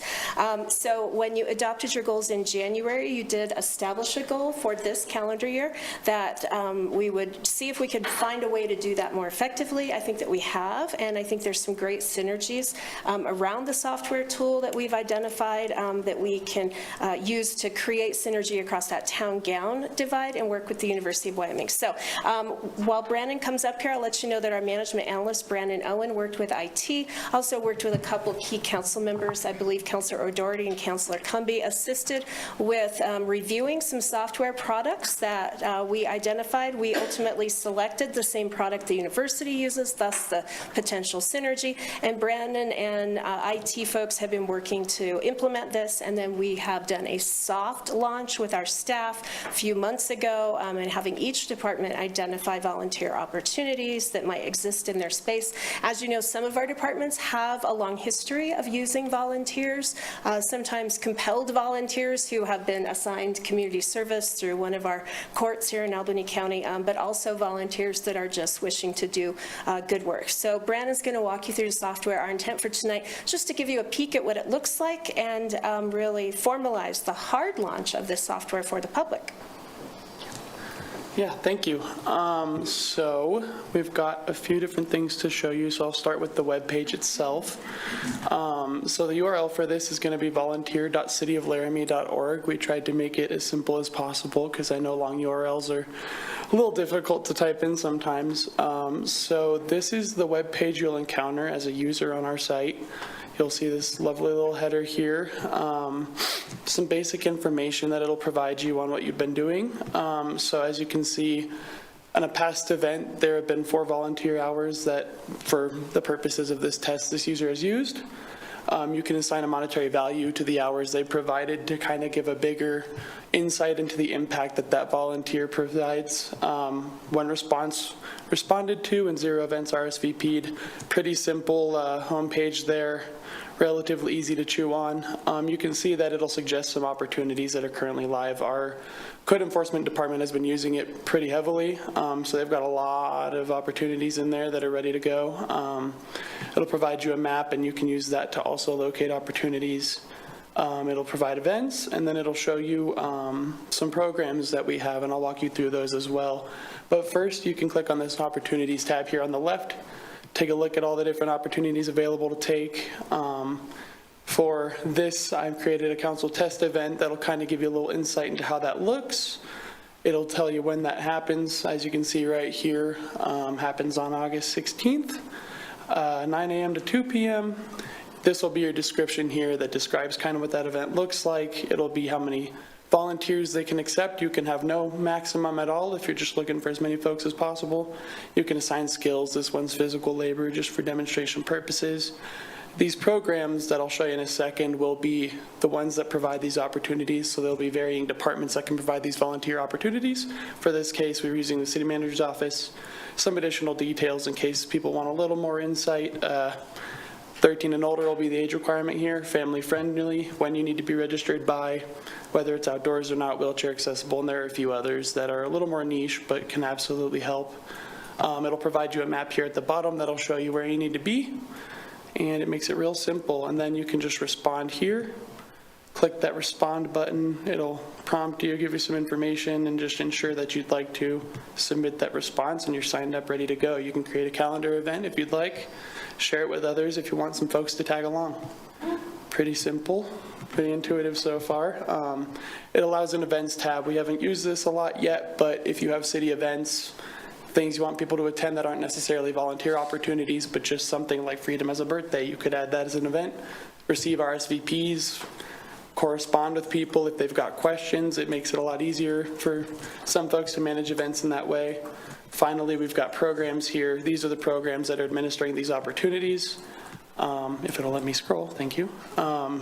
So City Manager's Office, Code Enforcement, Laramie Fire Department, the Police Department, and Public Works are the 5 programs we have. So at this point, those are the 5 programs that will be administering these opportunities. Code Enforcement by far has used it the most, but now that we've got this up and running, I think a lot of folks are starting to get creative with what they need from people. So more opportunities coming soon. One way that folks can also source this page, and I'll actually walk you through the app first here. The app is going to be called Causer right here, C-A-U-S-E-R. It's available on both the Apple App Store and the Google Play Store. So whatever device you're running, you should be able to download it and use it. These are QR codes on their website, and the website we use does have a very helpful help page that provides all sorts of articles on how to use it for both administrators as well as volunteers who may need a little help because, you know, it can get complicated. If you are using the app, you can log in with an email you already have if you've already got that account created. It'll automatically log you in. Once you type in that password, it'll take you to the dashboard of the app. This is what that looks like. If you do not have an account, you can search for our site. It'll take you to a sign-up page that'll say show sites near me, search for a site by name. You can look us up, find us, click there. Just some easy sign-up stuff that you do for most accounts on most websites, passwords, first names, last names, addresses, or email addresses, I should say. Then it'll take you to that dashboard there. You can see if you got nothing on your schedule, now's the time to start searching for opportunities. You can use some filters for them, such as distance, interest, agency. Top left, you'll have an option to be able to go through different tabs. One of them is the opportunity tab. It works just about the same as it did on the web page. You just simply click respond. It'll ask that you're sure about it. You respond.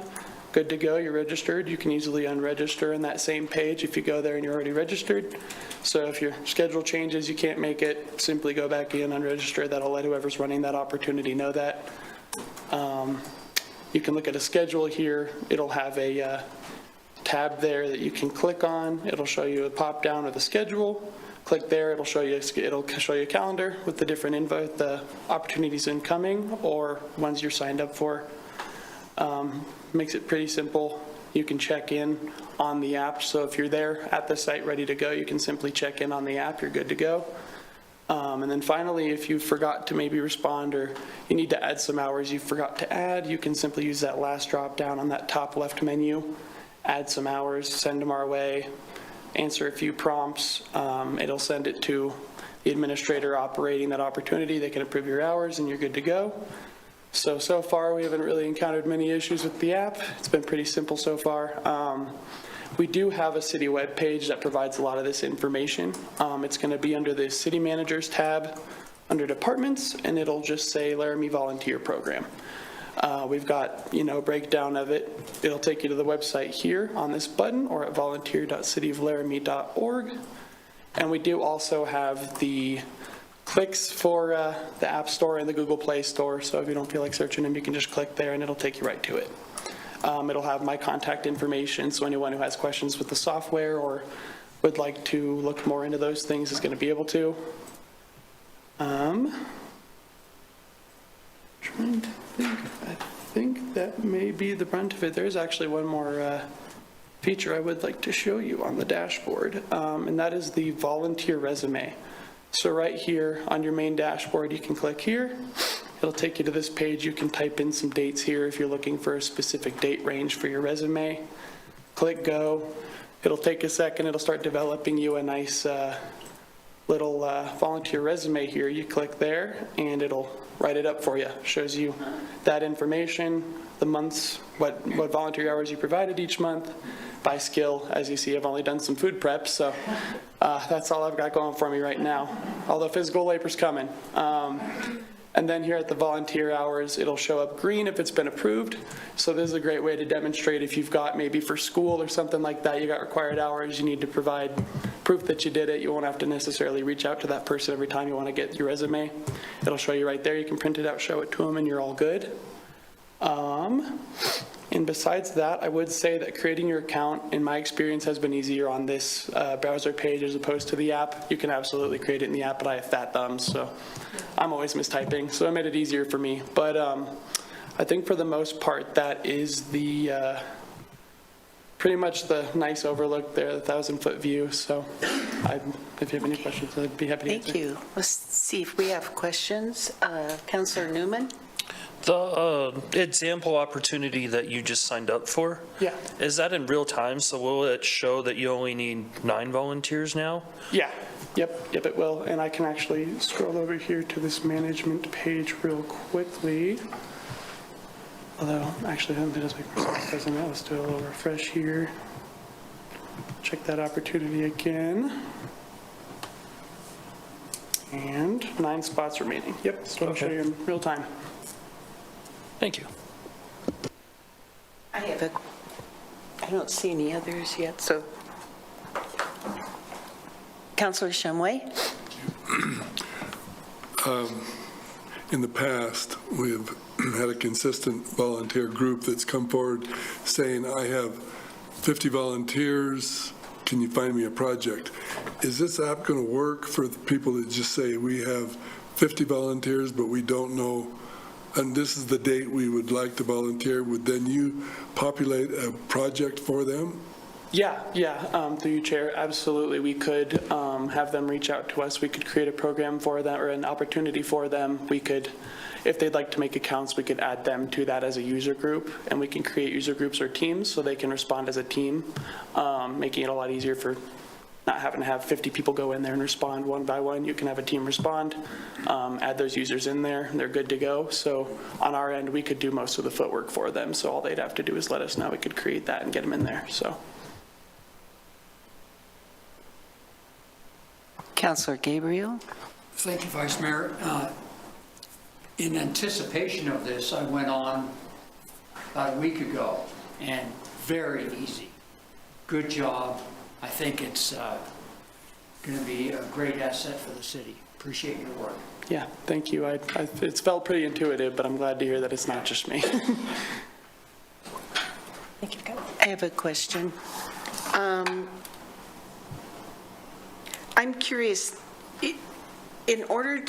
does it allow you, once people have signed up and they're in the registry, something comes up and there are volunteer opportunities, does it allow you to send messaging out to individuals who maybe have certain skills or wanted to volunteer for certain things when available, and it sends them a message that that opportunity is there?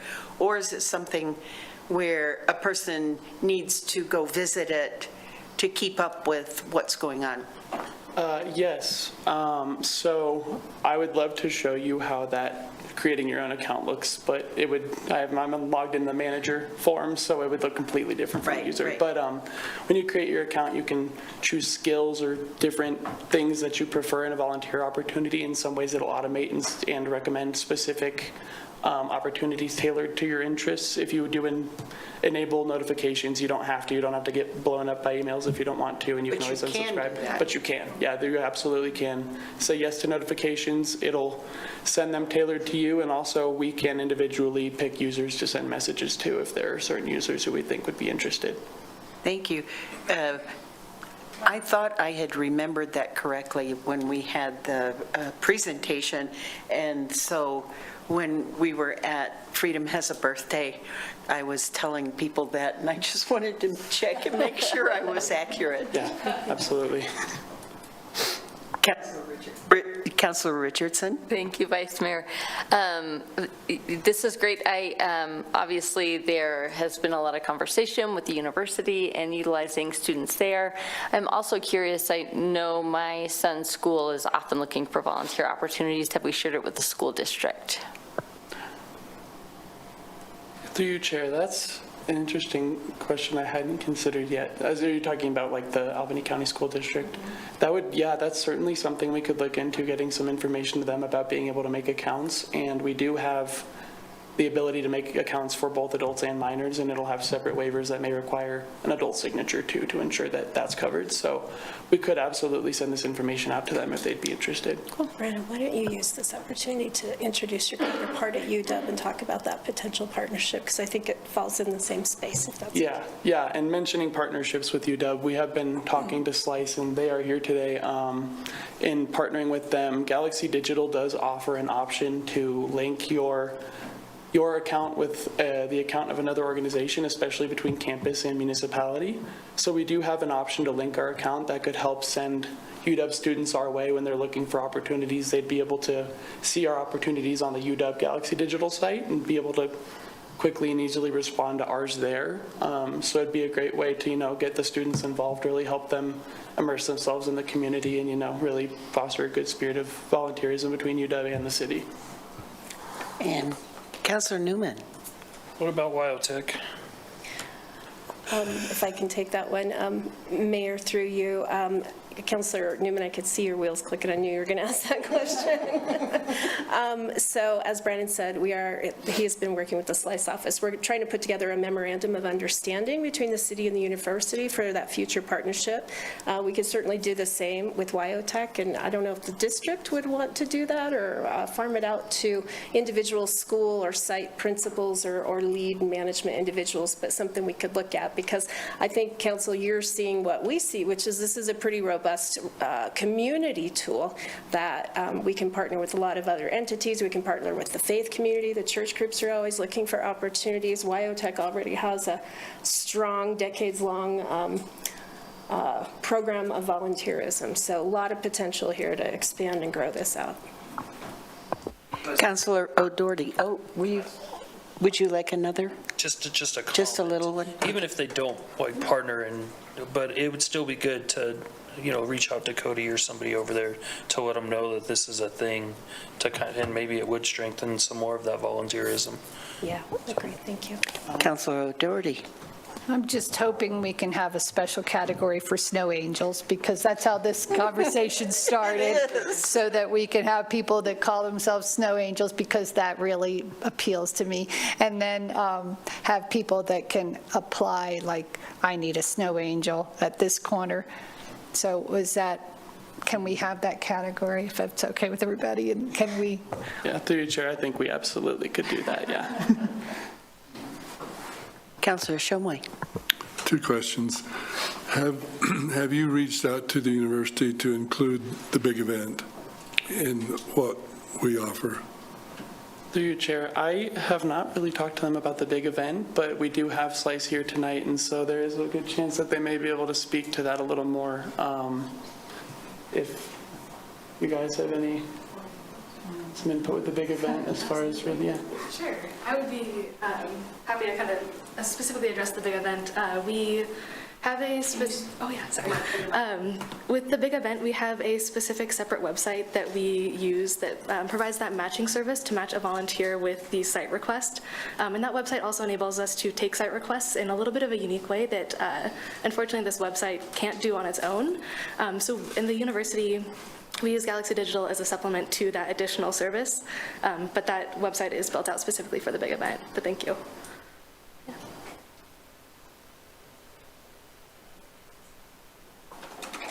Councilor Shumway. Yeah, just to add on, there's an individual here in Laramie named Brittany Brigham that has already set up a similar kind of opportunity here. She calls it Just Serve, to where she puts out all these different projects and then looks for people to volunteer. I think it would be nice if we could just blend those together, because her efforts would be expanded if we could work together. Could I refer her to you, Brandon, so that she can see if there's a possibility of wrapping our volunteer app with her work that she's been doing on Just Serve? Through you, Chair, I do think that's absolutely a possibility, and please do refer her my way. We could absolutely begin adding her opportunities in there. If there are things that she thinks the community needs, we could absolutely create those opportunities and help send people her way.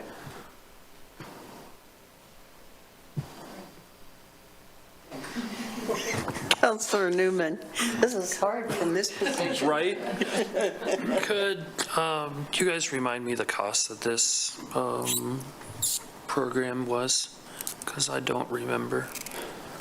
Through you, Chair, I don't have those numbers on me right now, but I can provide those to you as soon as I have a chance. Brandon, it was under 10,000, if I remember correctly. Yeah, I do. Yeah, I believe it was right around that number. We'll confirm the number, Mayor and Councilor Newman, but it was under 10,000. I don't want to say a number. I want to say so, Nate, but don't trust my memory. I was hoping he knew, because I trust his memory better. As soon as I asked it, you were like... I know, I'm like, let's see what he says. But it's a relatively inexpensive thing, I will say that. And I do have an invoice available that I can take a look at and give you that number. Vice Mayor, they don't know this yet, but I just created a redirect as well. So if someone wants to volunteer and they can't remember the web address that Brennan just gave us, they can go cityoflaramie.org/volunteer, and it'll take them right to our web page with more information. Yeah. Well, I just want to make a comment. This started with Councilor O'Doherty and I 3 years ago trying to figure out how to get the sidewalk shoveled for people unable to do that and to keep it clean for individuals with disabilities trying to mobilize around town. And we thought of we had lots of ideas, and one day I was in planning department, and this is kind of the benefit of networking and working together. And I was telling them what Councilor O'Doherty and I were working on, and they said, you know, we get contacts to planning about volunteer programs. And that was the first time that I knew that such a thing existed. And that's when we began to search and to look. So it's all of us working together, and I just really appreciate that.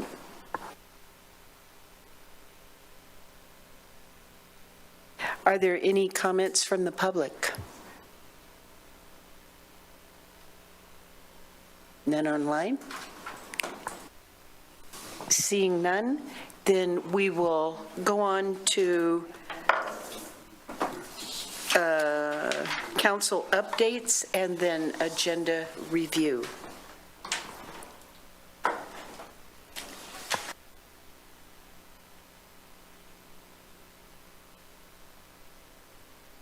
Vice Mayor, I can go first on updates if you want. I thought that'd be good. Go ahead, Councilor Pierce. Okay, thanks. So just to let everybody know, we had a ranch committee,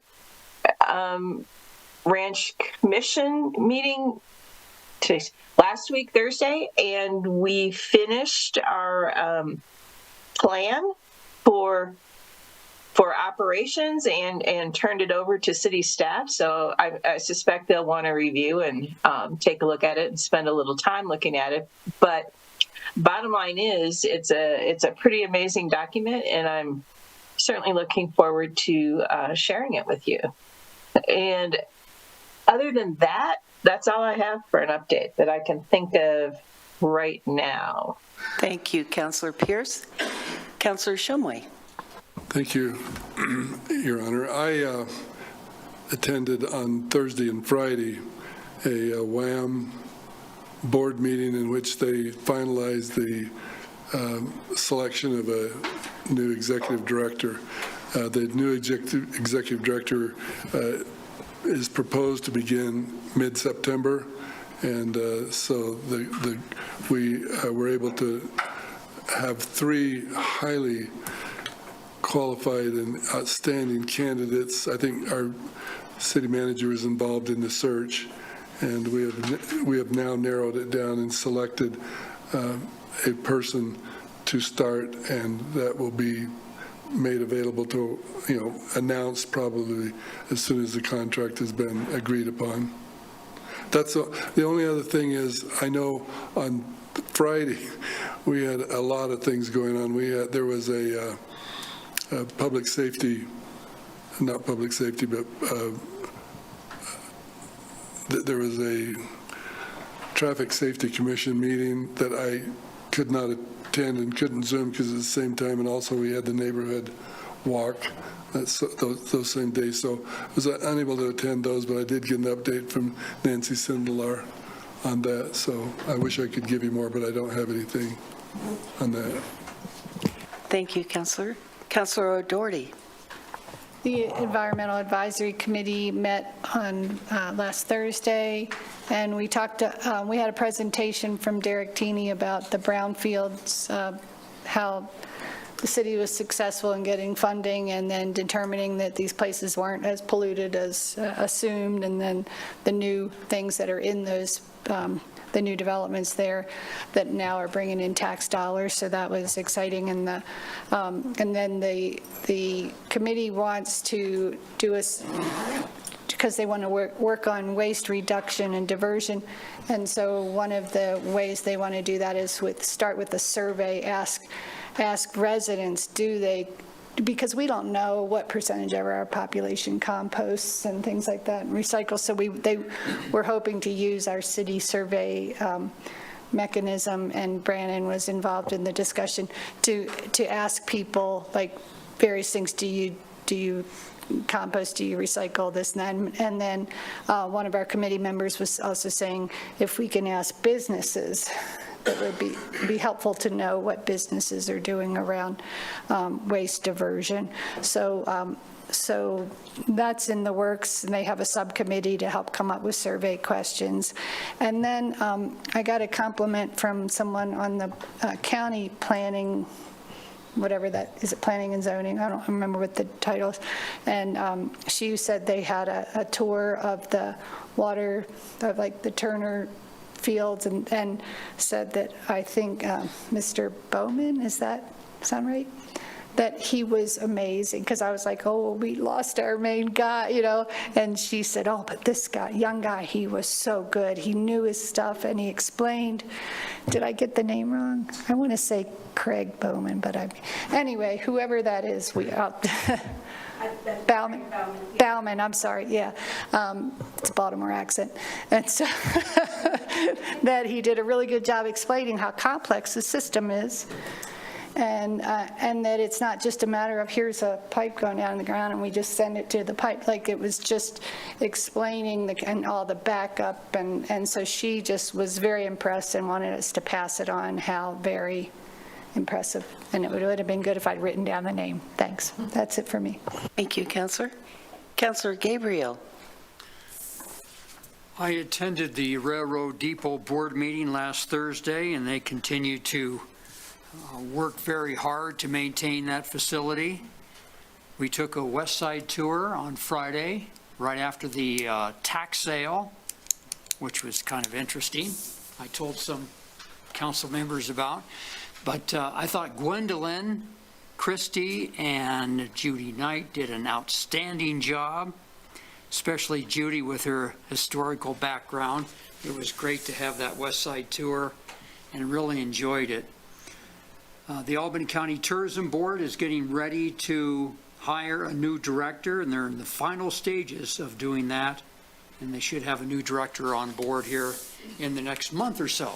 And that's my update. Thank you. Councilor Richardson. Thank you. A few updates. I missed the Main Street Board meeting this month, but was able to attend. DDA held a special meeting yesterday to change the date, their meeting date, to the third Monday of the month at 4 p.m. So just an update to everyone there. They continue to work on their survey. And then today I attended the Laramie Public Art Coalition meeting. They are just really doing some good stuff and have increased their programming and received some. They were one of 68 towns in the U.S. that received an Our Town grant. And they also received substantial funding for their High Iron project, which is looking at the history of the railroad, and that's real, close to home here in Laramie. So they're just doing really great stuff. So now it's how do they build their capacity staffing-wise to keep up with the projects that are happening. But it's just really impressive. And then I don't know if this is the appropriate time, but I would love to get a tour of the ranches and the wastewater treatment plant. And I don't know if other counselors are interested in that. And if that could be set up if enough folks are interested.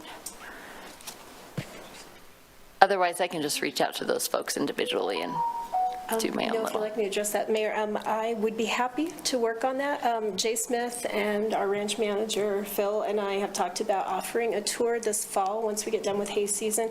And then we also have scheduled a end-of-season update work session for you that will occur, I think, in October is what I was looking at. It's okay. But what we had hoped to do is on the night of that work session, assess your availability to get you guys out there on some kind of a group tour, if you would like, with a meeting set, but before the snow comes is what I was trying to get to. Sorry, lost my train of thought. Councilor Richardson, can I ask, on the DDA change of meeting, did I hear you say third Monday? Very good, because I think we got a comment about it possibly conflicting with planning, but planning is second and fourth, so. Correct. We made that adjustment based on that feedback. Thank you very much for doing that, because those are kind of related. Thank you. You'll still be able to make the meeting? Yes. Okay.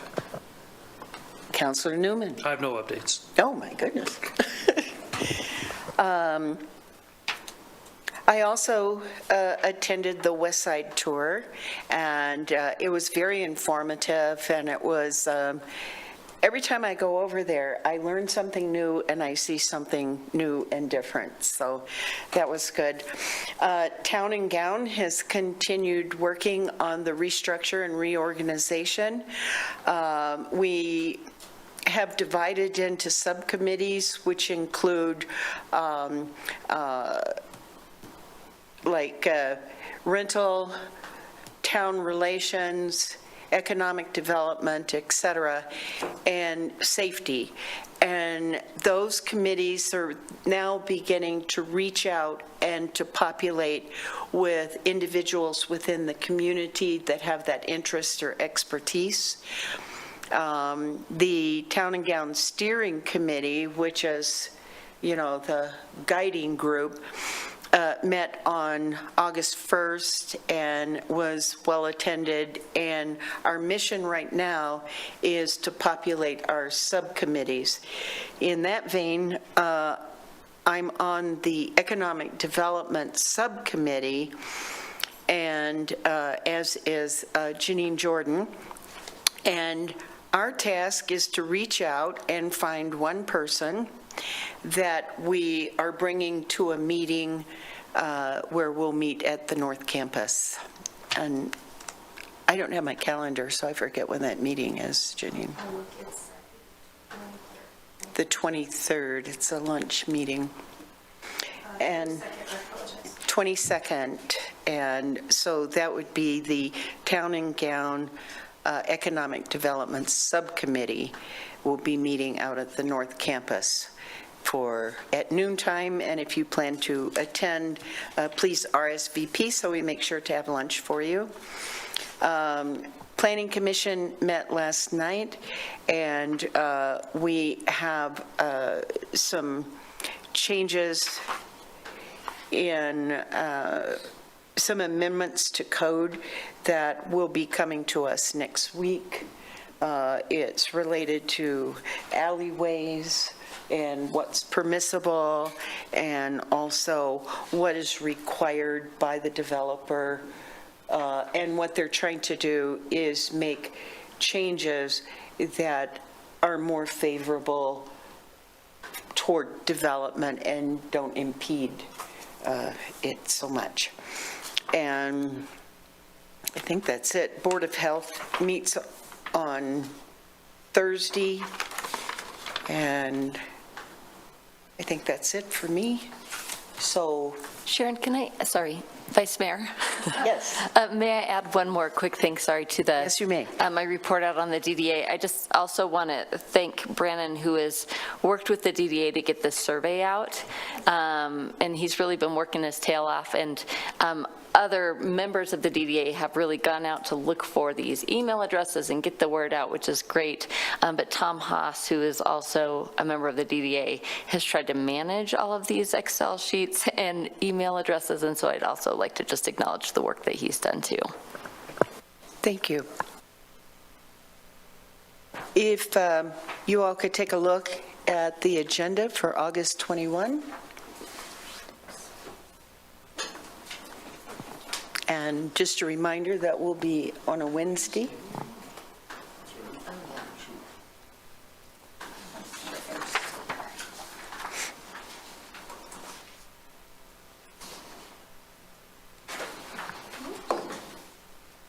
Are there any comments or suggestions?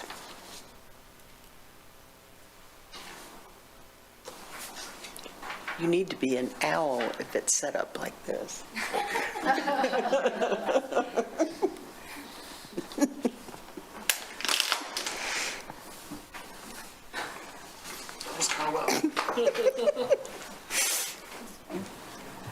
I'll be out of town, and we'll try to make it by Zoom, but my experience in hotel rooms is that they don't have enough bandwidth, so if somebody would take the one that I read, because I'll just probably be listening and not be able to encounter much.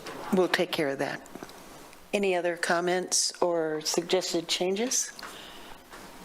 All right, then thank you very much for your participation, and this meeting is adjourned. Oh. Was there something? Oh, again?